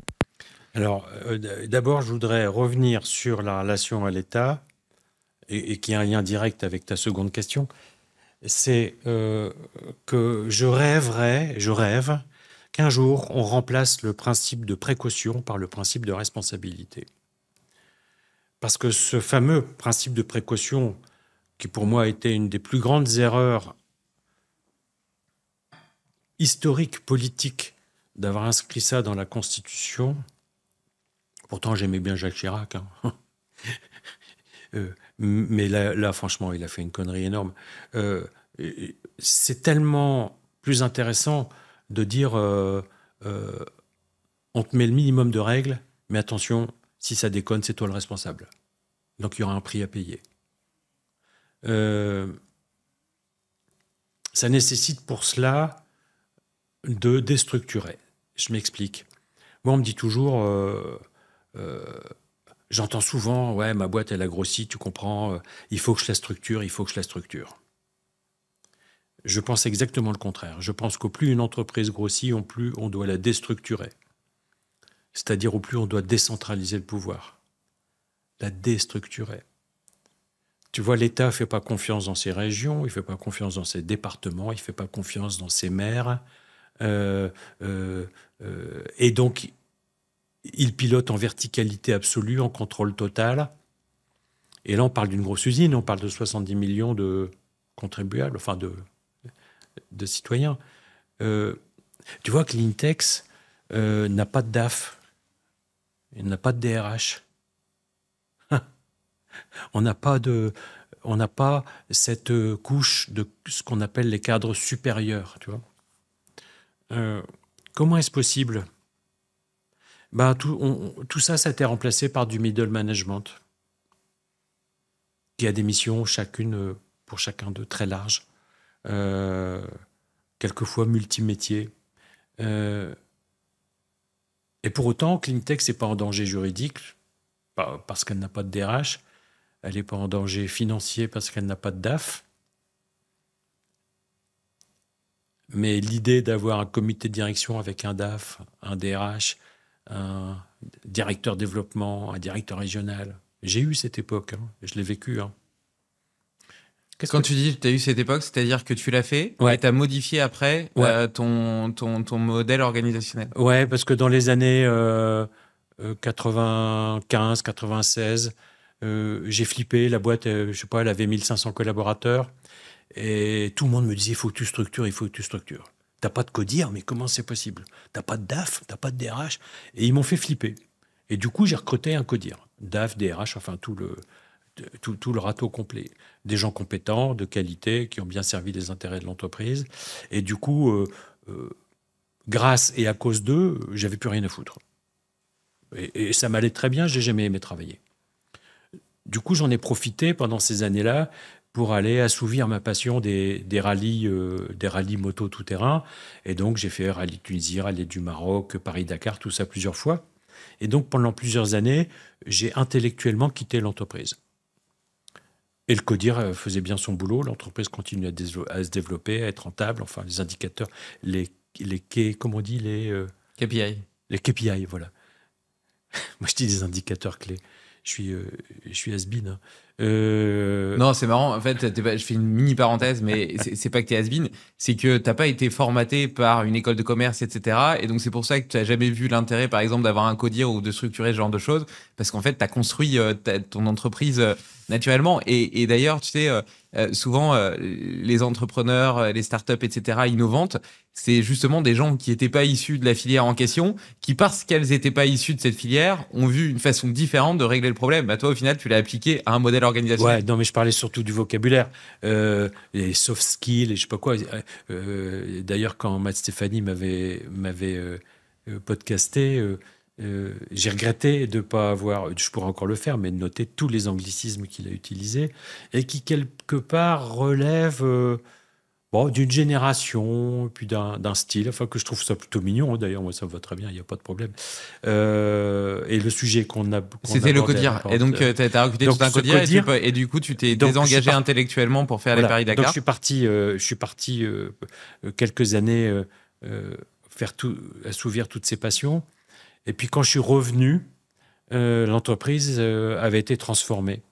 C'est-à-dire, c'était une entreprise, c'était un peu le bordel. Il y avait c'était le foutoir, quoi. Mais ça marchait. Et puis on rigolait bien. Puis la machine café était gratuite. Enfin, c'était cool. Excuse-moi, tu dis c'était le foutoir, alors que justement, tu avais mis en place des gens dont la mission était de plus structurée, de plus organisée. Non. Comment ils sont arrivés à quelque chose d'opposé à ce que tu voulais à la base? Le tableau m'intéresse peu. Les clients étaient contents, les collaborateurs étaient heureux et l'entreprise était rentable et en croissance. Avec ce non-modèle de management, avec cet anti-modèle de management. avec ce management qu'Édouard qualifie de singulier, intuitif. Et puis le codir, il arrive et puis il structure. Il met de l'ordre, tu vois. Il vide les poubelles, il met une machine à café payante, il met des alarmes, des mots de passe sur tous les fichiers, du contrôle, machin, on devient ISO, je sais pas quoi. Et puis, et ça marche, quoi, il n'y a pas de problème. Mais moi, quand je reviens, c'est plus ma boîte. Ça me saoule. Moi, ça me va pas du tout, cette boîte. Je suis pas d'accord pour payer mon café. Je suis pas d'accord pour avoir des calendriers de la BNP avec tout le respect que j'ai pour la BNP ou pour le CIC. Mais moi, j'avais des calendriers de routiers avant, tu vois. C'était cool, voilà. C'est-à-dire qu'ils avaient désaligné l'entreprise. Mais sans aucune intention de nuire, hein, bien entendu. Ils l'avaient aligné à leur propre nature profonde. Et donc, moi, quand je suis revenu dans la boîte, j'étais malheureux dans cette boîte. Et donc, j'ai déstructuré. J'ai tout cassé. Je me suis séparé totalement de mon codir. J'ai enlevé les mots de passe. On a remplacé les calendriers. On a remis la machine à café gratuite. Quelque part, j'ai mis du chaos. Tu vois, j'ai réinstallé le chaos. Parce que je pense que le chaos est bien plus porteur de créativité que l'ordre. J'ai perdu des collaborateurs, à la fois quand l'entreprise s'est verticalisée, et j'en ai perdu quand j'ai remis de l'horizontalité.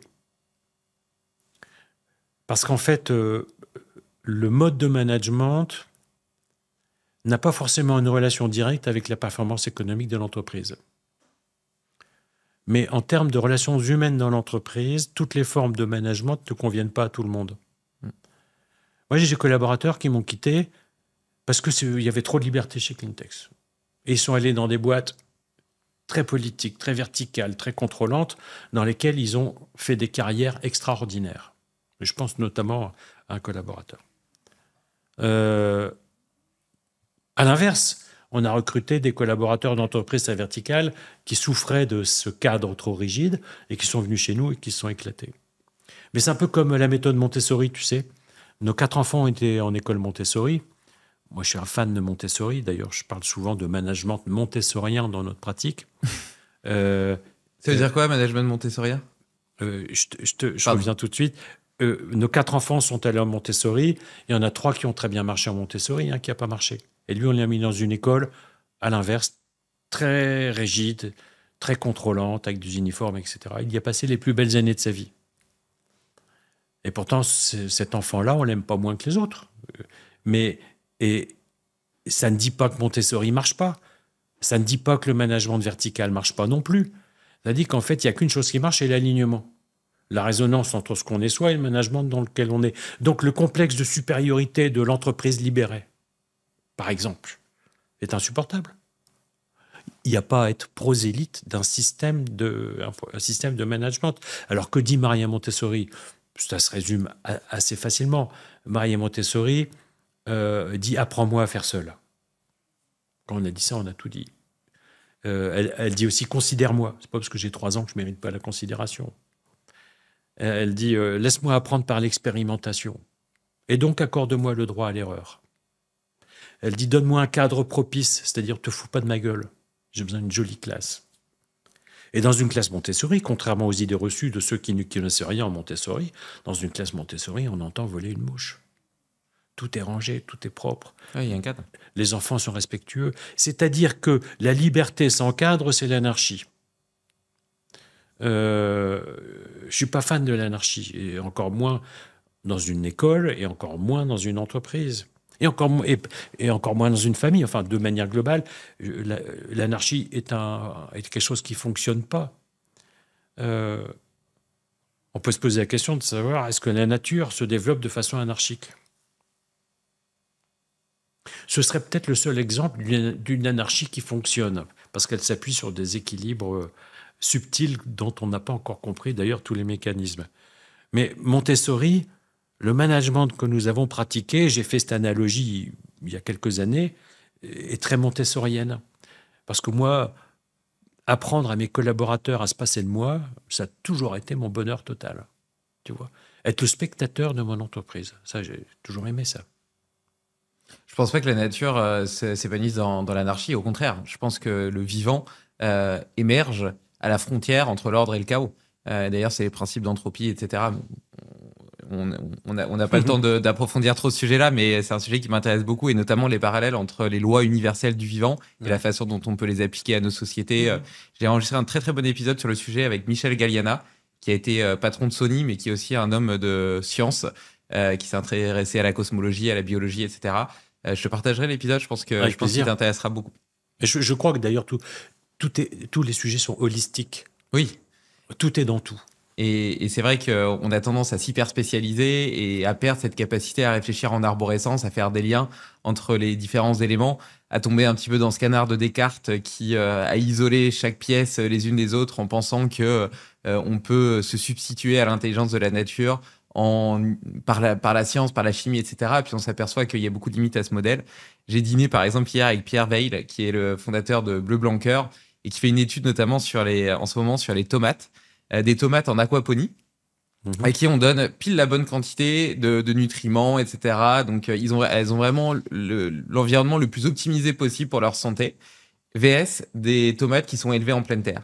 Et quand tu analyses ces tomates à la fin, eh ben, tu regardes les taux de lycopène, etc., de composés phytochimiques bénéfiques, entre guillemets, de vitamines, de minéraux, entre les deux. Eh bien, celles qui ont été élevées en aquaponie ont de super niveaux de tout. Donc, tu dis, bah ouais, en même temps, c'est normal, on lui a donné en entrée tout ce qu'il lui fallait pour. Mais par contre, lorsque tu fais des tests terrain sur leur capacité antioxydante, donc face à des oxydants, à réagir à des oxydants, en réalité, les capacités antioxydantes des tomates élevées en pleine terre sont incommensurablement plus importantes que celles qui ont été élevées en aquaponie. Alors même que sur le papier, si tu isoles chaque vitamine, chaque minéraux, etc., tu as l'impression que c'est la même chose et qu'on a coché les cases. Bref. Et tant mieux, j'ai envie de dire. Oui, tant mieux, je suis d'accord avec toi. Et d'ailleurs, je rembobine avant vis-à-vis de la notion de cadre ou d'absence de cadre, notamment dans l'éducation positive ou les écoles Montessori. Je pense que la différence fondamentale, c'est lié au fait que dans une école Montessori ou en éducation positive, tu essaies de permettre à ton enfant d'adhérer au cadre en lui permettant de comprendre pourquoi il existe, VS le lui a imposé par la force et la domination. Et d'ailleurs, c'est un parallèle direct, effectivement, avec ton mode de management. D'ailleurs, Maria Montessori a une très jolie phrase là-dessus. Elle dit « Le cerveau d'un enfant n'est pas un réservoir que l'on doit remplir, mais une source que l'on doit faire jaillir. » C'est très beau. Tiens, d'ailleurs, je vais prendre la perche que tu me tends. Comment est-ce que tu as réussi à transmettre cette philosophie, cette sagesse, ces valeurs à tes enfants, sachant que, peut-être que je fais une fixette là-dessus, mais toi, tu t'es quand même construit à partir de rien. Et je pense que c'est un élément déterminant dans la façon dont tu t'es développé en tant qu'homme. Et tes enfants ont toujours connu la richesse et l'abondance d'une certaine façon. Et on voit justement plein d'enfants nés avec une pierre d'argent dans la bouche, qui ont, et même indépendamment des valeurs d'ailleurs. Tu vois, je pense que de la contrainte naît l'innovation, que la contrainte est quelque chose de positif et qu'il pousse à la progression, au développement, etc. Et donc le fait d'être contraint par la difficulté, par le manque, catalyse une forme d'intelligence et de développement qui s'exprimerait peut-être différemment dans un contexte plus privilégié. Tu as l'air absolument pas d'accord avec moi, mais ça m'intéresse de savoir pourquoi. Ma femme me dit toujours tes points de vue sont marqués sur ton visage. Oui, j'aurais dû faire la liste de tous les schémas mentaux que tu viens de me balancer là. J'ai démarré avec rien. Mais non, j'ai démarré avec un trésor immense qui est l'éducation que j'ai reçue de mes parents, l'exemple que j'ai reçu de mes parents et de mes grands-parents. Tu vois, ma maman, qui était fille unique, et ses deux parents sont entrés en résistance le soir de l'appel du général de Gaulle. Ma maman, qui avait 18 ans, tapait à la machine avec des papiers carbone pour pouvoir les reproduire, le discours du général de Gaulle, qui la nuit même que la nuit même, elle est allée distribuer dans des boîtes aux lettres. Elle a probablement été, avec ses parents, la première résistante de France. Mon grand-père a été fusillé à l'âge de 43 ans, après avoir été torturé en captivité. Et il n'a jamais parlé. Il dirigeait un réseau de résistance. Et au moment où il s'est fait fusiller, on l'a appris par un officier allemand qui était présent au peloton d'exécution. Il a crié « Vive la liberté, vive la France !» et il a refusé d'être masqué. Tu vois, je pense à cette période Covid. Enfin bref, je ne décolère pas de cette période, mais bref, donc j'ai un héritage. Mon père est allé rejoindre le général de Gaulle, il a traversé les Pyrénées. Enfin, j'ai un héritage, mais... Ah non, je pars pas de rien, je pars d'un truc, mais monstrueux, énorme, et je suis redevable, je leur suis redevable de ce courage d'avoir accepté de payer le prix de leur vie pour défendre, non pas la démocratie, il ne faut pas se tromper, pour se défendre la liberté. Quand tu as eu des parents comme ça, je te garantis, tu ne pars pas de rien. Tu peux pas chercher... Enfin, tu te contrains toi-même à... Enfin, tu as envie de rembourser autant que possible ce prêt qu'ils t'ont fait, cet investissement qu'ils ont fait pour nous, ce cadeau qu'ils ont fait pour nous. Donc, non, je pars pas de rien.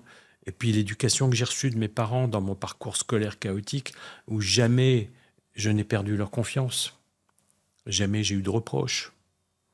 Ah non, quand je démarre Clinitex le 1er avril 1980, je te garantis que je démarre avec une confiance en moi très relative, mais qui est prête à se développer grâce à tout l'amour et la confiance que j'ai reçu et l'exemple héroïque que j'ai reçu de ces deux générations dont je viens de te parler. Après, mes enfants, ils ne sont pas nés qu'une cuillère en argent dans la bouche, parce que d'abord, on a eu notre premier enfant, on habitait encore dans un HLM. Moi, j'ai mis 5 ans avant de gagner le SMIC. On a habité des toutes petites maisons dont mes enfants se souviennent encore, avec des autos pourries. Et on a élevé nos enfants toute leur vie en leur disant « Vous ne rentrerez jamais chez Clinitex. Et vous n'aurez pas un sou, parce qu'avec maman, on va revendre la boîte et on va tout claquer. Et si on n'arrive pas à tout claquer, ce qui restera, on le donnera au restaurant du cœur. » Donc que ce soit clair.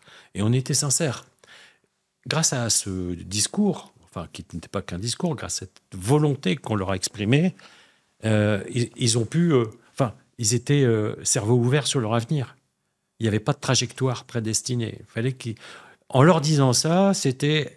Il faut que tu apprennes à faire seul. Tu vois, on était déjà montessoriens dans la démarche. Après, le hasard de la vie, des circonstances, a fait qu'Édouard est rentré chez Clinitex pour me donner un coup de main dans un moment difficile de l'entreprise, parce qu'il y en a eu.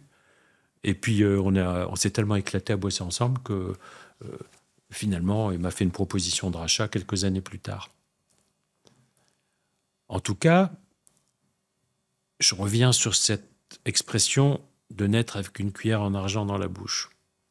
L'exercice est très difficile quand tu es le fils d'eux, de reprendre une entreprise. Et donc, le seul enjeu d'Édouard, c'était sa légitimité. C'est-à-dire que c'est par la légitimité qu'il serait capable d'agir dans l'entreprise, mais pas par le pouvoir qui lui était conféré en étant le fils d'eux ou le nouveau propriétaire d'eux. Et donc Édouard a dit « Papa, je te rachète la boîte, mais je te l'achète au vrai prix. Tu ne me fais pas de cadeau. » Vis-à-vis des frères et sœurs, d'ailleurs, ça aurait été injuste, mais je te l'achète au vrai prix. Donc Édouard, il s'est endetté jusqu'au cou pour de longues années. Donc il s'est mis en danger. Et donc il n'y a pas de sujet entre les frères et sœurs. Il n'a pas eu de cadeau. Si la boîte surperforme, c'est grâce à lui. Si elle sous-performe, c'est son destin. Et je n'interviens plus du tout chez Clinitex. Je n'ai même plus les clés de l'entreprise. Par contre, je leur ai fait un cadeau quand quand ils m'ont fait la fête, une fête, parce que là, j'ai quand même du droit à une petite fête de départ de Cleantex, même si mon départ a été quasiment invisible. Il n'y a pas eu de trou managérial. Parce que tu avais déjà déstructuré. Parce que la légitimité d'Édouard était montée au fur et à mesure que la mienne reculait. Et comme il n'y a pas de jeu de pouvoir entre nous, et quand je parle du mot pouvoir, je parle pouvoir exercice de la liberté, pas de exercice de l'autorité, hein, selon que c'est un nom commun ou un verbe. Donc il n'y a pas d'enjeu entre nous. Alors on se tirait la bourre, mais sur les audaces managériales. Chiche qu'on publie tous les salaires nominatifs sur l'intranet lundi matin. Oh non, tu ne veux quand même pas faire ça. Eh ben si, pouf. Et on n'a pas arrêté de se challenger l'un l'autre sur des trucs chiches que tu n'oserais même pas. Et donc, je leur ai offert ce cadeau le soir de cette petite fête qui avait été organisée à mon honneur. C'était la boussole de mes Paris-Dakar qui m'avait été offerte par un monsieur pour lequel je nourrissais la plus grande admiration, Alain Padou, qui a été le premier participant au premier Paris-Dakar. Et quand j'ai pris le départ de mon premier Paris-Dakar, Alain Padou m'a offert sa boussole en disant « Tiens Thierry, je te l'offre ». Il dit « C'est l'objet le plus précieux que j'ai, mais je te l'offre et que cette boussole t'accompagne et qu'elle te porte bonheur. » Et que voilà. S'il y avait eu un incendie chez moi, j'aurais sauvé prioritairement cette boussole. Et je l'ai offerte à Édouard en disant « Édouard, tu es le détenteur pendant 1 an de cette boussole qui va vous donner le cap de l'amour et de la bonne entente entre vous, loin des sujets d'argent et des sujets de pouvoir, exercice de l'autorité. Et dans 1 an, tu vas transmettre cette boussole à ta petite sœur Sidonie, qui elle-même, 1 an plus tard, transmettra à Charles, qui elle-même, 1 an plus tard, transmettra à Louis. Ils ont fait, il y a 2 mois, le 5e repas de la boussole, parce qu'à chaque fois, ils s'invitent à une bonne table et ils dînent à 4. Et cette boussole, tu vois, j'espère qu'elle va me survivre longtemps pour leur donner, pour les éloigner de la cupidité et de la recherche de puissance. Cette éducation-là, je l'ai reçue de mes parents. J'essaye de leur transmettre. Donc, je leur transmets cette boussole, mais pas une cuillère en argent dans la bouche. Ouais, c'est très beau. Je l'avais déjà entendu, cette histoire. J'avais envie que tu la racontes. Je la trouve vraiment très, très belle. Et puis, ça permet aussi d'entretenir justement cette fratrie. Tu vois, moi, je suis extrêmement proche de mon frère. C'est quelque chose de très précieux pour moi. Et lorsque j'ai eu des enfants avec ma femme, pour moi, c'était inconcevable d'en avoir qu'une seule. Parce que je trouve que c'est tellement précieux, tellement riche. Et c'est beau la façon dont tu lègues ton héritage et en même temps, tu crées un lien et une cohésion entre eux. Tu évoquais le moment où tu avais créé Cleantex en 1980. Qu'est-ce qui t'a donné envie de la créer, de passer de l'artisan chez Noroto au chef d'entreprise? C'est quoi tes ambitions à ce moment-là? Je me souviens, quand je me suis installé, j'avais une admiration sans borne pour un monsieur qui avait créé une entreprise de nettoyage à Roubaix et qui employait 50 collaborateurs. Oh. Et je me disais, waouh. Par contre, je me disais, ça ne me fait pas envie du tout. Je vais essayer de ne pas dépasser 10 salariés. Tu vois. Mais ce n'est pas possible. C'est-à-dire que je me suis développé, comme dirait l'autre, à l'insu de mon plein gré, parce que le bouche à oreille a bien fonctionné. Et donc, je suis passé de 10 à 30, à 50, à 500, pratiquement sans que je m'en aperçoive. Tu vois, ça s'est fait en douceur. Je me suis bien entouré. J'ai trouvé des collaborateurs sympas, engagés, efficaces. Mais de toute façon, ce n'était pas négociable. Hein. Moi, il fallait que mes clients soient satisfaits, que mes collaborateurs soient heureux et que les sites et que les chantiers soient rentables. C'était pas négociable. Ces 3 sujets-là, c'était non négociable. Donc, quand je faisais alors, je me suis très vite doté d'outils informatiques performants qui me permettaient d'analyser mes sites par chantier. Donc, j'étais très à l'avance par rapport à ma taille d'entreprise sur ces sujets-là. Tous les mois, j'analysais mes rentabilités très, très attentivement. Et tous les ans, on questionnait nos collaborateurs pour savoir s'ils étaient heureux. Et tous les ans, on questionnait nos clients pour savoir s'ils étaient satisfaits. Il ne faut pas se tromper sur la dénomination des enquêtes. Un client peut être satisfait, mais il ne peut pas être heureux. Un collaborateur peut être heureux, mais il ne peut pas être satisfait. C'est 2 notions différentes. Une enquête satisfaction client, et une enquête bien-être collaborateur. J'entends souvent parler d'enquête satisfaction collaborateur. Non, mais moi, je ne suis pas là. Enfin, ce ne sont pas mes clients, mes collaborateurs. Il ne faut pas se tromper de sujet. Donc, ces indicateurs-là, rentabilité, bien-être et satisfaction, c'est 3 trucs que j'ai regardés comme le lait sur le feu depuis toujours et que Édouard continue à regarder très attentivement. Et donc, ta question qui est de dire est-ce que tu avais un objectif quelque part? C'est un peu ça ta question. Ouais. Qu'est-ce que tu t'es dit dans ta tête, tu vois? Je veux dire, tu voulais déjà être entrepreneur ou t'étais... Moi, j'ai toujours été entrepreneur. À l'âge de 12 ans. Comment tu t'es retrouvé alors à être artisan en nettoyage d'intérieur? À 12 ans, je fabriquais des émaux sur cuivre que j'allais vendre sur les trottoirs devant les nouvelles galeries à Lille. À 12 ans, tu vois. J'avais une petite boîte en carton, j'avais mes émaux qui étaient très moches, mais les gens étaient tellement attendris qu'ils me les achetaient. J'ai même un monsieur qui passait un jour qui m'a dit « je t'achetais tout le stock ». À 20 ans, j'achetais une machine à barbe à papa et je vendais des barbes à papa le samedi sur les marchés. Et moi, je sortais le soir en boîte avec les poches remplies de pièces de 1 franc parce que je les vendais 3 francs à l'époque. Et en travaillant 3 heures, j'étais très largement nourri et je pouvais payer des bières à mes copains. Donc, j'ai toujours eu cet esprit d'entrepreneur. Et quand j'ai fini mes courtes études, je me suis dit, bon, je suis un homme libre. On m'avait proposé un boulot que j'ai refusé, mais je suis parti aux États-Unis pour chercher une idée de création d'entreprise. Et en fait, j'ai fait du tourisme, j'ai rien foutu là-bas. Et par contre, j'ai fait une connerie là-bas, c'est que j'avais écrit à mes parents en leur disant, j'ai trouvé une idée, j'y travaille à fond. Ce qui n'était pas vrai. Et donc, c'est dans l'avion du retour que, pour faire plaisir à mes parents, il fallait que je trouve une idée. J'ai découpé dans le Herald Tribune une publicité de gars en train de nettoyer des canapés et des moquettes. Et donc, quand mes parents m'ont questionné à l'aéroport, je leur ai dit je me lance dans le nettoyage en B2C. Voilà, ça a démarré comme ça. Tu vois. Donc les destins sont assez imprévisibles. Et donc, j'habitais chez mes parents, je n'avais pas de charge. Mon cœur était libre. Et puis, j'ai acheté quelques matériels de nettoyage. Et puis, j'ai imprimé des prospectus que j'ai distribués dans les boîtes aux lettres en espérant que le téléphone sonne. Puis, ça n'a rien passé, ça ne sonnait pas. Et moi, j'avais le temps, je m'en foutais un peu. Mais mes parents commençaient à s'inquiéter, quoi. Du coup, ils ont appelé notre médecin de famille, une copine d'une cousine, un oncle, à qui ils ont demandé « T'as pas un truc à nettoyer ? C'est nous qui allons payer, t'inquiète pas, tu dis rien à Thierry. » Et j'ai été faire mes 3 premiers clients. Et ça a été 3 catastrophes, quoi. J'ai bousillé le canapé de notre médecin de famille, qui en rit encore d'ailleurs.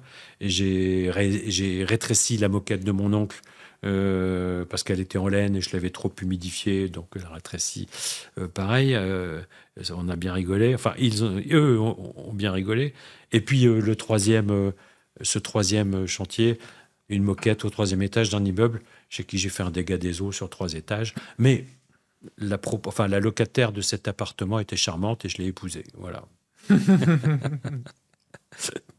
Et donc, pour l'instant, j'avais trouvé l'amour, mais pas le business encore. Et donc, c'est quelques temps après qu'un copain qui bossait chez Noroto m'a fait rentrer dans cette expérience que je t'ai racontée tout à l'heure. Et tu racontais que la suite s'était faite un peu naturellement, de façon assez organique en réalité. Et puis la boîte a grossi. Et je me demande comment... j'ai entendu ou lu que le lundi, t'évitais d'avoir des mails, des calls, des réunions, et puis que de temps en temps, peut-être c'était pendant ta période Dakar, t'allais faire de la moto. Visiblement, t'arrivais quand même à te préserver justement des moments pour te régénérer, pour ressourcer ta créativité, ton intelligence, et je me demande comment tu arrives à préserver justement ces moments-là dans un contexte d'intensité où la boîte elle est en plein développement, où chaque année tu doubles le nombre de collaborateurs, etc. Alors en fait, les vrais paresseux sont efficaces.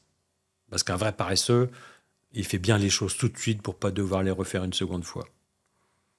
Et ensuite, les collaborateurs savaient qu'il fallait pas m'emmerder pour des trucs qui relevaient de leur responsabilité.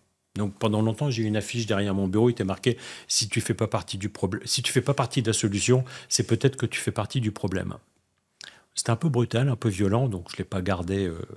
Elle n'existe plus cette affiche. Mais enfin, c'est une façon de leur dire démerde-toi. Et puis tu as le droit à l'erreur. Et puisqu'il y a une transparence totale de l'information chez Cleantex, aussi bien sur les résultats économiques que sur les rémunérations, que sur la stratégie, stratégie, c'est beaucoup dire, que sur le développement, enfin, une transparence totale. Il n'y a pas une information dont Édouard dispose ou dont je disposais à l'époque, dont les collaborateurs ne disposent pas eux-mêmes. Donc, tu as le même niveau d'information que le mien, tu as ma confiance, vas-y mon pote, expérimente, quoi, vas-y. Expérimente souvent même.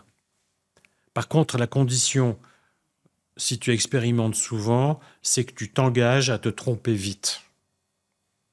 C'est-à-dire ne perdure pas si tu vois que ça marche pas. C'est pas grave. Et oublie ton ego. T'as tenté un truc, ça n'a pas marché, ok. Mais fais marche arrière, c'est pas grave. Je préfère ça plutôt que tu t'enfermes dans parce que c'est ton idée, parce que tu as peur de te faire engueuler, parce que tu as peur du regard des autres, que tu vas défendre cette idée pour quoi qu'il en coûte, tu sais, comme disait l'autre. C'est pas possible en entreprise, le quoi qu'il en coûte. Ça n'est pas possible. Donc trompe-toi vite, expérimente souvent et trompe-toi vite. Ce qui coûte cher dans une erreur, ça n'est pas sa répétition, c'est sa durée. Toujours. Et donc, et quelquefois, on doit faire 3 fois la même erreur aussi. Tu vois, au Montessori, un enfant, pour apprendre à transvaser les liquides, il doit quelquefois casser 3 verres. Mais si on l'engueule au premier verre, eh ben, il arrête l'expérimentation. Et si on lui donne des verres en plastique, il apprend jamais de ses feedbacks. Exactement, c'est-à-dire principe de responsabilité en opposition au principe de précaution. Voilà, avec le verre en plastique, tu l'illustres parfaitement. Donc, je ne sais plus de quoi on parlait. Des temps préservés que tu arrivais à t'octroyer dans une boîte en plein développement et en pleine croissance. J'ai jamais aimé. Qu'on m'appelle sur mon portable, j'ai jamais aimé. En fait, me faites pas chier, quoi. Tu vois, c'était un peu ça le message.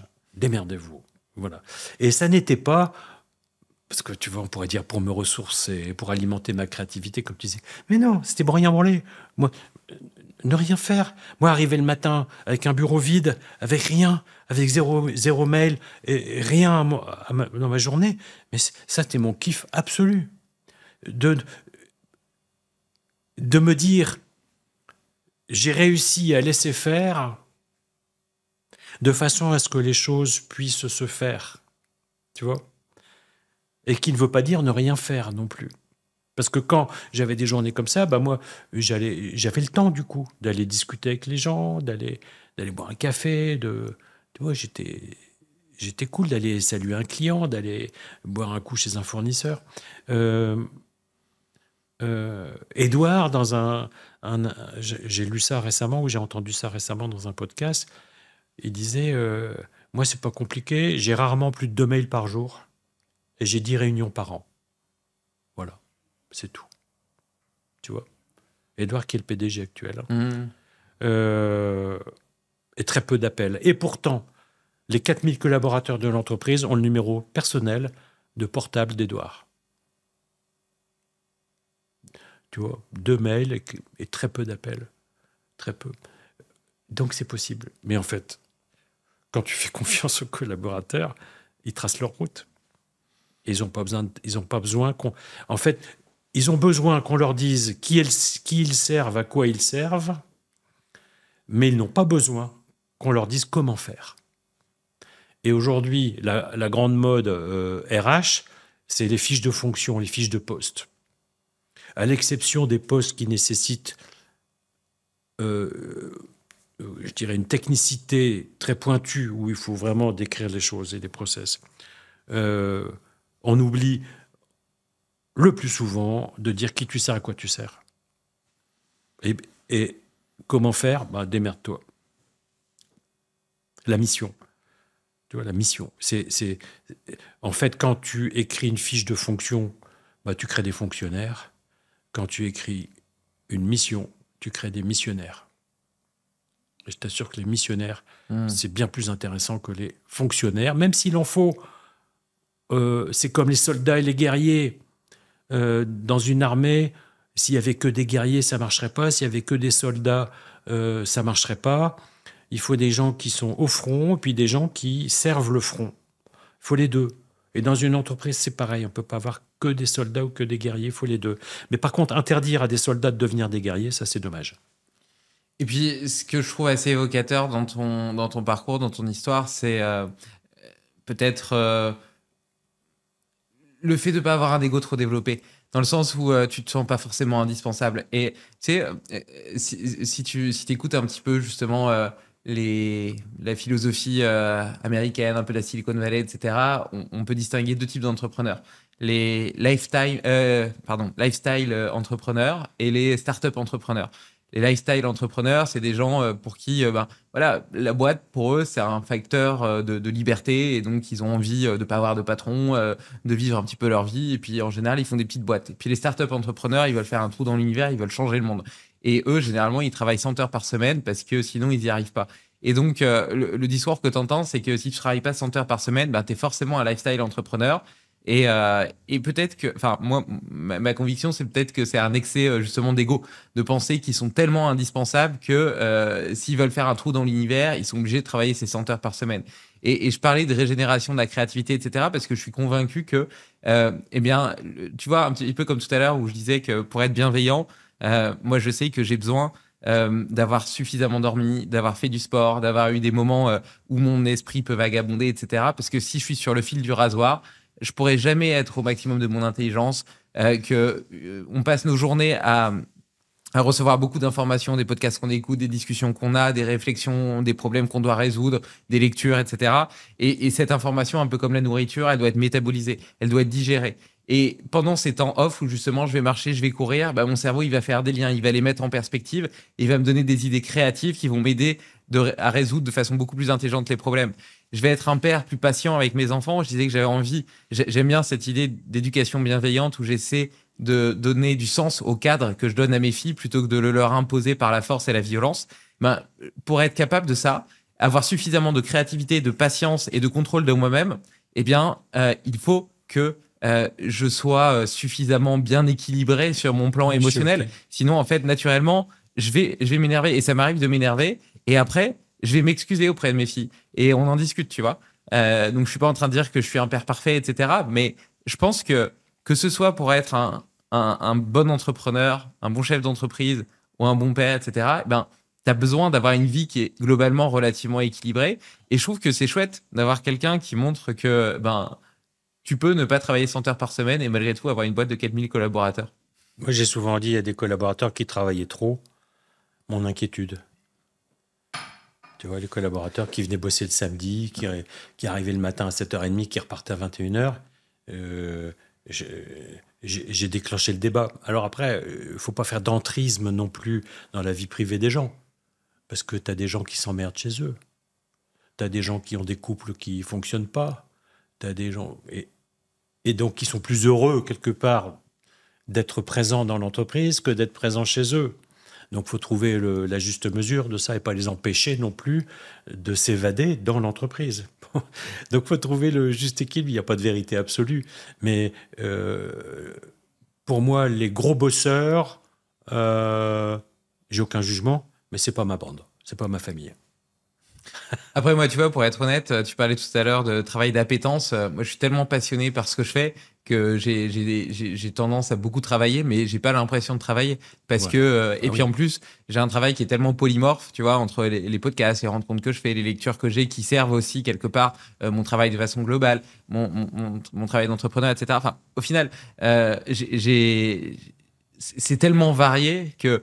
Et puis d'ailleurs, tu vois, on a tendance à parler de cette dichotomie entre balance, équilibre, vie pro, vie perso, comme si l'un se soustrayait à l'autre. Parfois, je suis en train de faire les deux en même temps. Quand je vais courir, par exemple, on en parlait plutôt avec cette histoire de podcast. Si pendant que tu vas courir, tu écoutes un podcast e-commerce, par exemple, là, en ce moment, c'est mon sujet. Est-ce que je suis en train de faire du sport et de prendre du temps pour moi, ou est-ce que je suis en train de travailler parce que j'écoute quelque chose qui, quelque part, me fait grandir en connaissance? Enfin, tu vois, moi, j'essaie plutôt d'avoir une vision de ma vie, de mes journées, comme un puzzle, où chaque pièce catalyse une autre. Et je reviens à ces principes du vivant dont je te parlais plus tôt avec cet échange avec Michel Galliana que je t'invite à écouter. à la base de l'émergence du vivant, il y a la logique de système autocatalytique. C'est le fait que des réactions se catalysent les unes les autres dans une espèce de cercle continu qui a permis l'émergence du vivant. Et on en revient un petit peu à cette notion aussi de bienveillance, de cercle vertueux, d'excellence du service client, par exemple, qui sert à la performance de la boîte, de sourire le matin et d'échange de sourire qui va potentiellement changer tout un tas de vies et de journées par effet ricochet. Et ben voilà, moi j'essaie de voir ma vie, mes journées et mes semaines un petit peu de cette façon-là, où et d'ailleurs ça rejoint aussi cette notion de qu'est-ce qui me donne de l'énergie vs qu'est-ce qui m'en draine. En fait, chaque pièce du puzzle de ma vie doit être autocatalytique d'une autre et pas un vampire qui est en train de créer des trous, tu vois. L'idéal, c'est quand on n'a pas l'impression de travailler. Ça, c'est sûr.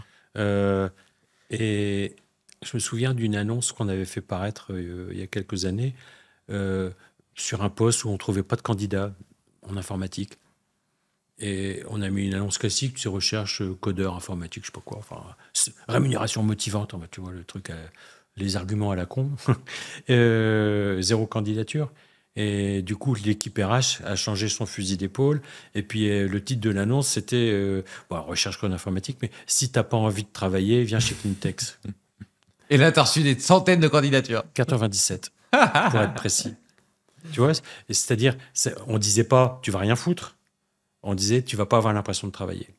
Parce que quand tu vas rejoindre l'équipe support, tu vois, il n'y a pas d'horaire. Tu arrives à l'heure que tu veux, à l'heure à laquelle tu veux, tu repars à l'heure à laquelle tu veux, tu fais du télétravail autant que tu veux. On laisse faire la nature. Si tu fais trop de télétravail, l'équipe, elle va t'éjecter. Donc, c'est à toi de trouver ton dosage.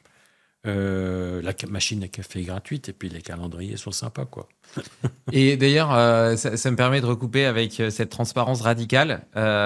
Tu disais que tu partageais... Parce que la transparence radicale, je trouve que c'est hyper inspirant et que le fait que ce niveau d'information soit accessible à tous, d'une part, ça contribue à l'engagement global et à cette notion de corps pour un projet qui te dépasse. Et en même temps, je pense que ça participe à l'efficacité de la résolution de problèmes et à ce côté un petit peu empirique et organique dont on a parlé précédemment. Mais malgré tout, aller jusqu'à partager les grilles de salaire, je pense que c'est quelque chose qui pourrait faire peur à beaucoup d'entreprises parce que il y a forcément des différences, des disparités qui, même si elles peuvent s'expliquer sous certains prismes, peuvent parfois peut-être créer des jalousies. Et puis malgré tout, tu peux te demander, au final, pourquoi est-ce que le temps vaudrait plus pour certains que pour d'autres? Pourquoi est-ce qu'on valoriserait... Tu vois, par exemple, dans une entreprise classique, je ne vais même pas prendre de différences hiérarchiques liées au niveau d'études, etc. Parce que là, tu pourrais dire, oui, il y en a un qui a investi 8 ans pendant lesquels il n'a pas gagné d'argent, et donc c'est normal, quelque part, qu'il ait une rétribution supplémentaire par la suite qui compense cet investissement pendant la durée de laquelle il n'a pas gagné d'argent. Donc ça, à la limite, je ne rentre même pas là-dedans. Je rentre à niveau équivalent, tu vois, de diplôme, de temps d'études, etc. Souvent, les fonctions commerciales ont des incentives sur leur salaire qui sont liés à leur performance commerciale. Et une fonction, par exemple, tu parlais des codeurs, des développeurs qui auraient le même niveau d'études, etc. Étant donné que ce n'est pas un métier commercial, ils vont avoir peut-être des systèmes de primes, mais qui ne seront pas en pourcentage des contrats remportés, donc qui vont créer des salaires, entre guillemets, moins importants ou moins valorisés. Alors même que, pourquoi est-ce que leur temps vaudrait moins ou plus, tu vois? Alors, la transparence totale... des salaires, entre autres sujets, des salaires nominatifs. Donc la grille est nominative. Nous, on appelle ça le naturisme managérial. L'idée, c'est de tout montrer. De dire, on se fout à poil, on montre tout. La contrainte de cette transparence totale, c'est d'être obligé de pouvoir expliquer ou de corriger. T'as que 2 voies possibles. Ouais, tu dois mériter ton salaire aussi, c'est une pression aussi. Soit je peux expliquer, soit je... Non, mais moi, en tant que patron des salaires, je peux... S'il y a un truc que tu comprends pas, ou une revendication, une réclamation, soit je peux expliquer, soit je corrige. C'est-à-dire, je peux pas laisser quelque chose d'injuste ou d'incompris dans le système. On a éclairer les collaborateurs sur le sens, sur ce que veut dire le salaire, à légitimité, à sac à dos égal, salaire égal. Le sac à dos, c'est le poids, c'est le nombre de nuits blanches qu'on peut avoir par an. C'est le poids des responsabilités. On rémunère la légitimité, pas l'ancienneté. à part les primes de convention collective, bien sûr. C'est-à-dire qu'on leur a donné des clés de lecture sur ce qu'était un niveau de rémunération. Bien entendu que quand on a publié cette grille, on avait la conviction que déjà, elle était pas mal, quoi. Qu'on prenait pas un risque énorme. Et effectivement, quand on l'a publié, sans prévenir personne d'ailleurs, ça a créé une émotion dans l'entreprise, mais on a dû faire très peu de réglages. On a dû faire très peu de réglages parce que cette grille était assez juste. Alors on explique aussi pourquoi en région parisienne, on paye 20 ou 25% de plus qu'en province. Tout est explicable. Et puis on dit, tu travailles à Lille, si tu as envie de venir bosser à Paris, tu peux postuler, il n'y a pas de problème, tu gagneras 25% de plus. Et fais bien tes comptes, parce que c'est pas forcément une augmentation de pouvoir d'achat. Après, il faut également apporter un éclairage sur toutes les sources de pouvoir d'achat que peut générer une entreprise. Il y en a 3. Il y a le salaire, il y a les variables sur salaire et il y a les dividendes. Parce qu'il ne faut pas oublier le pouvoir d'achat de l'actionnaire. C'est les 3 sources qui alimentent le pouvoir d'achat et qui sortent de l'économie de l'entreprise. Le salaire a vocation à rémunérer l'exécution d'une fonction ou d'une mission. Les variables sur salaire ont vocation à reconnaître et rémunérer une performance sur l'exécution de cette mission ou de cette fonction. Et dans les variables, je mets les primes, je mets l'intéressement, je mets la participation au résultat. Voilà. Et puis il y a le dividende qui, de mon point de vue, n'a qu'une vocation, c'est de rémunérer l'actionnaire du risque qu'il a pris en ne revendant pas son entreprise. Cleantex vaut 10 millions d'euros, je suis propriétaire de cette entreprise. Si je la revends, je mets 10 millions moins les impôts, je mets 6 millions d'euros sur mon compte en banque, que je place à 3%, et là, la vie est belle. J'ai décidé de ne pas le faire, parce que je crois en l'avenir de l'entreprise. Donc je ne revends pas mes actions. La moindre des choses, c'est que l'entreprise me rémunère du risque que je prends, qui sera plus ou moins élevé selon l'activité qu'on exerce. Dans des métiers comme les nôtres, où on connaît notre chiffre d'affaires de l'année suivante, le risque est faible.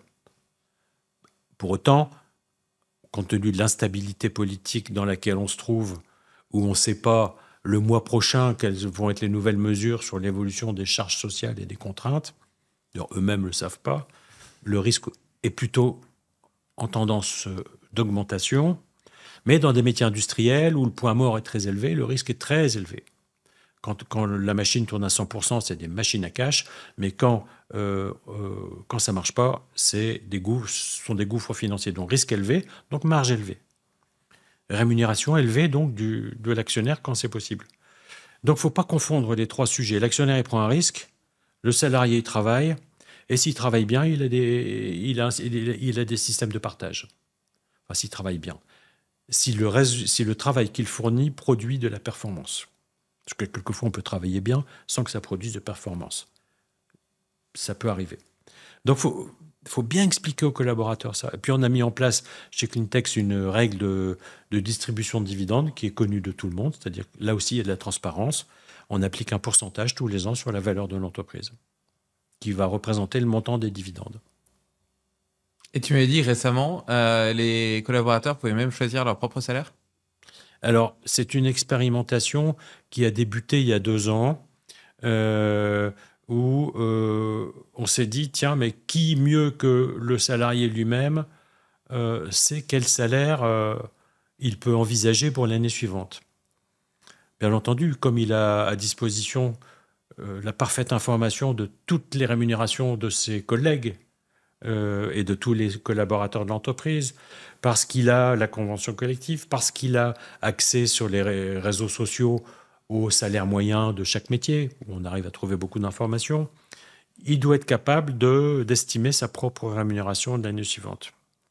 La première année où ce test d'autodétermination des rémunérations pour les 200 salariés service support, pas pour les agents de propreté et les laveurs de vitres, Eux, ils ont un système convention collective sur lequel on a appliqué un certain nombre de variables et de bonus, mais là, il n'y a pas d'autodétermination des salaires.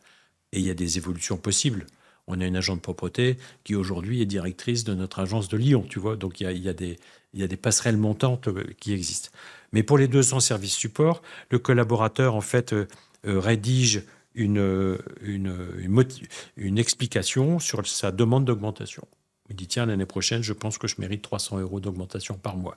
Et il remplit un document pour expliquer pour quelles raisons il pense ça. Ça va être soumis au comité de rémunération, qui va être composé de plusieurs personnes des services support, une personne RH, une personne du commerce, une personne, enfin voilà, pour certaines tirées au sort. Mais dans le comité de rémunération, il n'y aura pas la hiérarchie du collaborateur. C'est-à-dire que son directeur d'agence, par exemple, ne sera pas dans le comité de rémunération. La première année, le comité de rémunération émettait un avis, oui ou non. Donc, c'était pas on est OK pour 200, mais pas 300. Non, c'était 0 ou 300. Pour inciter le collaborateur à viser juste. Pour pas qu'il y ait de discussion de marchand de tapis.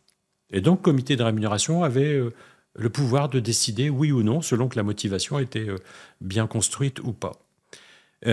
Cette année, Édouard a décidé de passer à une étape supérieure, c'est-à-dire de dire le comité de rémunération n'a plus qu'un avis consultatif. Tu as demandé 300 € par mois. Nous pensons que tu aurais pu demander 400.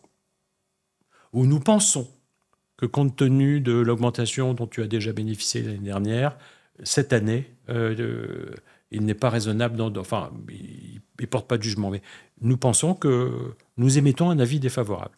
Ou nous pensons que tu peux mettre 100 €. Donc, le comité de rémunération émet un avis, et quand le collaborateur a reçu l'avis du comité de rémunération, il décide de maintenir ou de corriger sa position. 96% des avis du comité de rémunération ont été suivis par les collaborateurs. 4% n'ont pas été suivis. Et les 4%, ça représente assez peu de monde, parce que globalement, on a sur les 200, 70 collaborateurs qui ont demandé une augmentation. Et donc, quand je te dis 4% de 70, c'est-à-dire qu'il y en a 3 qui n'ont pas suivi l'avis du comité de rémunération. Et puis pour tous les autres, c'est un tel gage de confiance, de responsabilité, etc., qu'en termes de performance d'entreprise, comme on a déjà eu l'occasion de le dire, c'est hyper puissant. C'est vachement inspirant. Il nous reste plus beaucoup de temps. Et juste une petite précision, c'est que le volume des augmentations est inférieur à ce qu'on aurait pu allouer comme ressources si on fonctionnait dans un système de budget et d'enveloppe. Voilà. Est-ce que en 2-3 minutes, tu peux me raconter une de tes courses à moto et ce que tu as vécu, ce que ça t'a appris, ce que ça t'a apporté? Alors particulièrement le Dakar. Moi, je l'ai fait à l'époque où c'était encore en Afrique. J'en ai fait 3. Le premier, je l'ai terminé. Je suis arrivé dernier.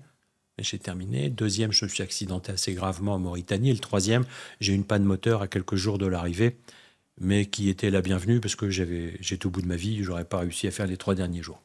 Mais ça a été une expérience tout à fait passionnante. Bon, à part le fait d'assouvir une passion moto, à part le fait d'avoir réussi à terminer la course moto la plus dure du monde, un peu l'Everest de la moto tout-terrain, de la moto de rallye.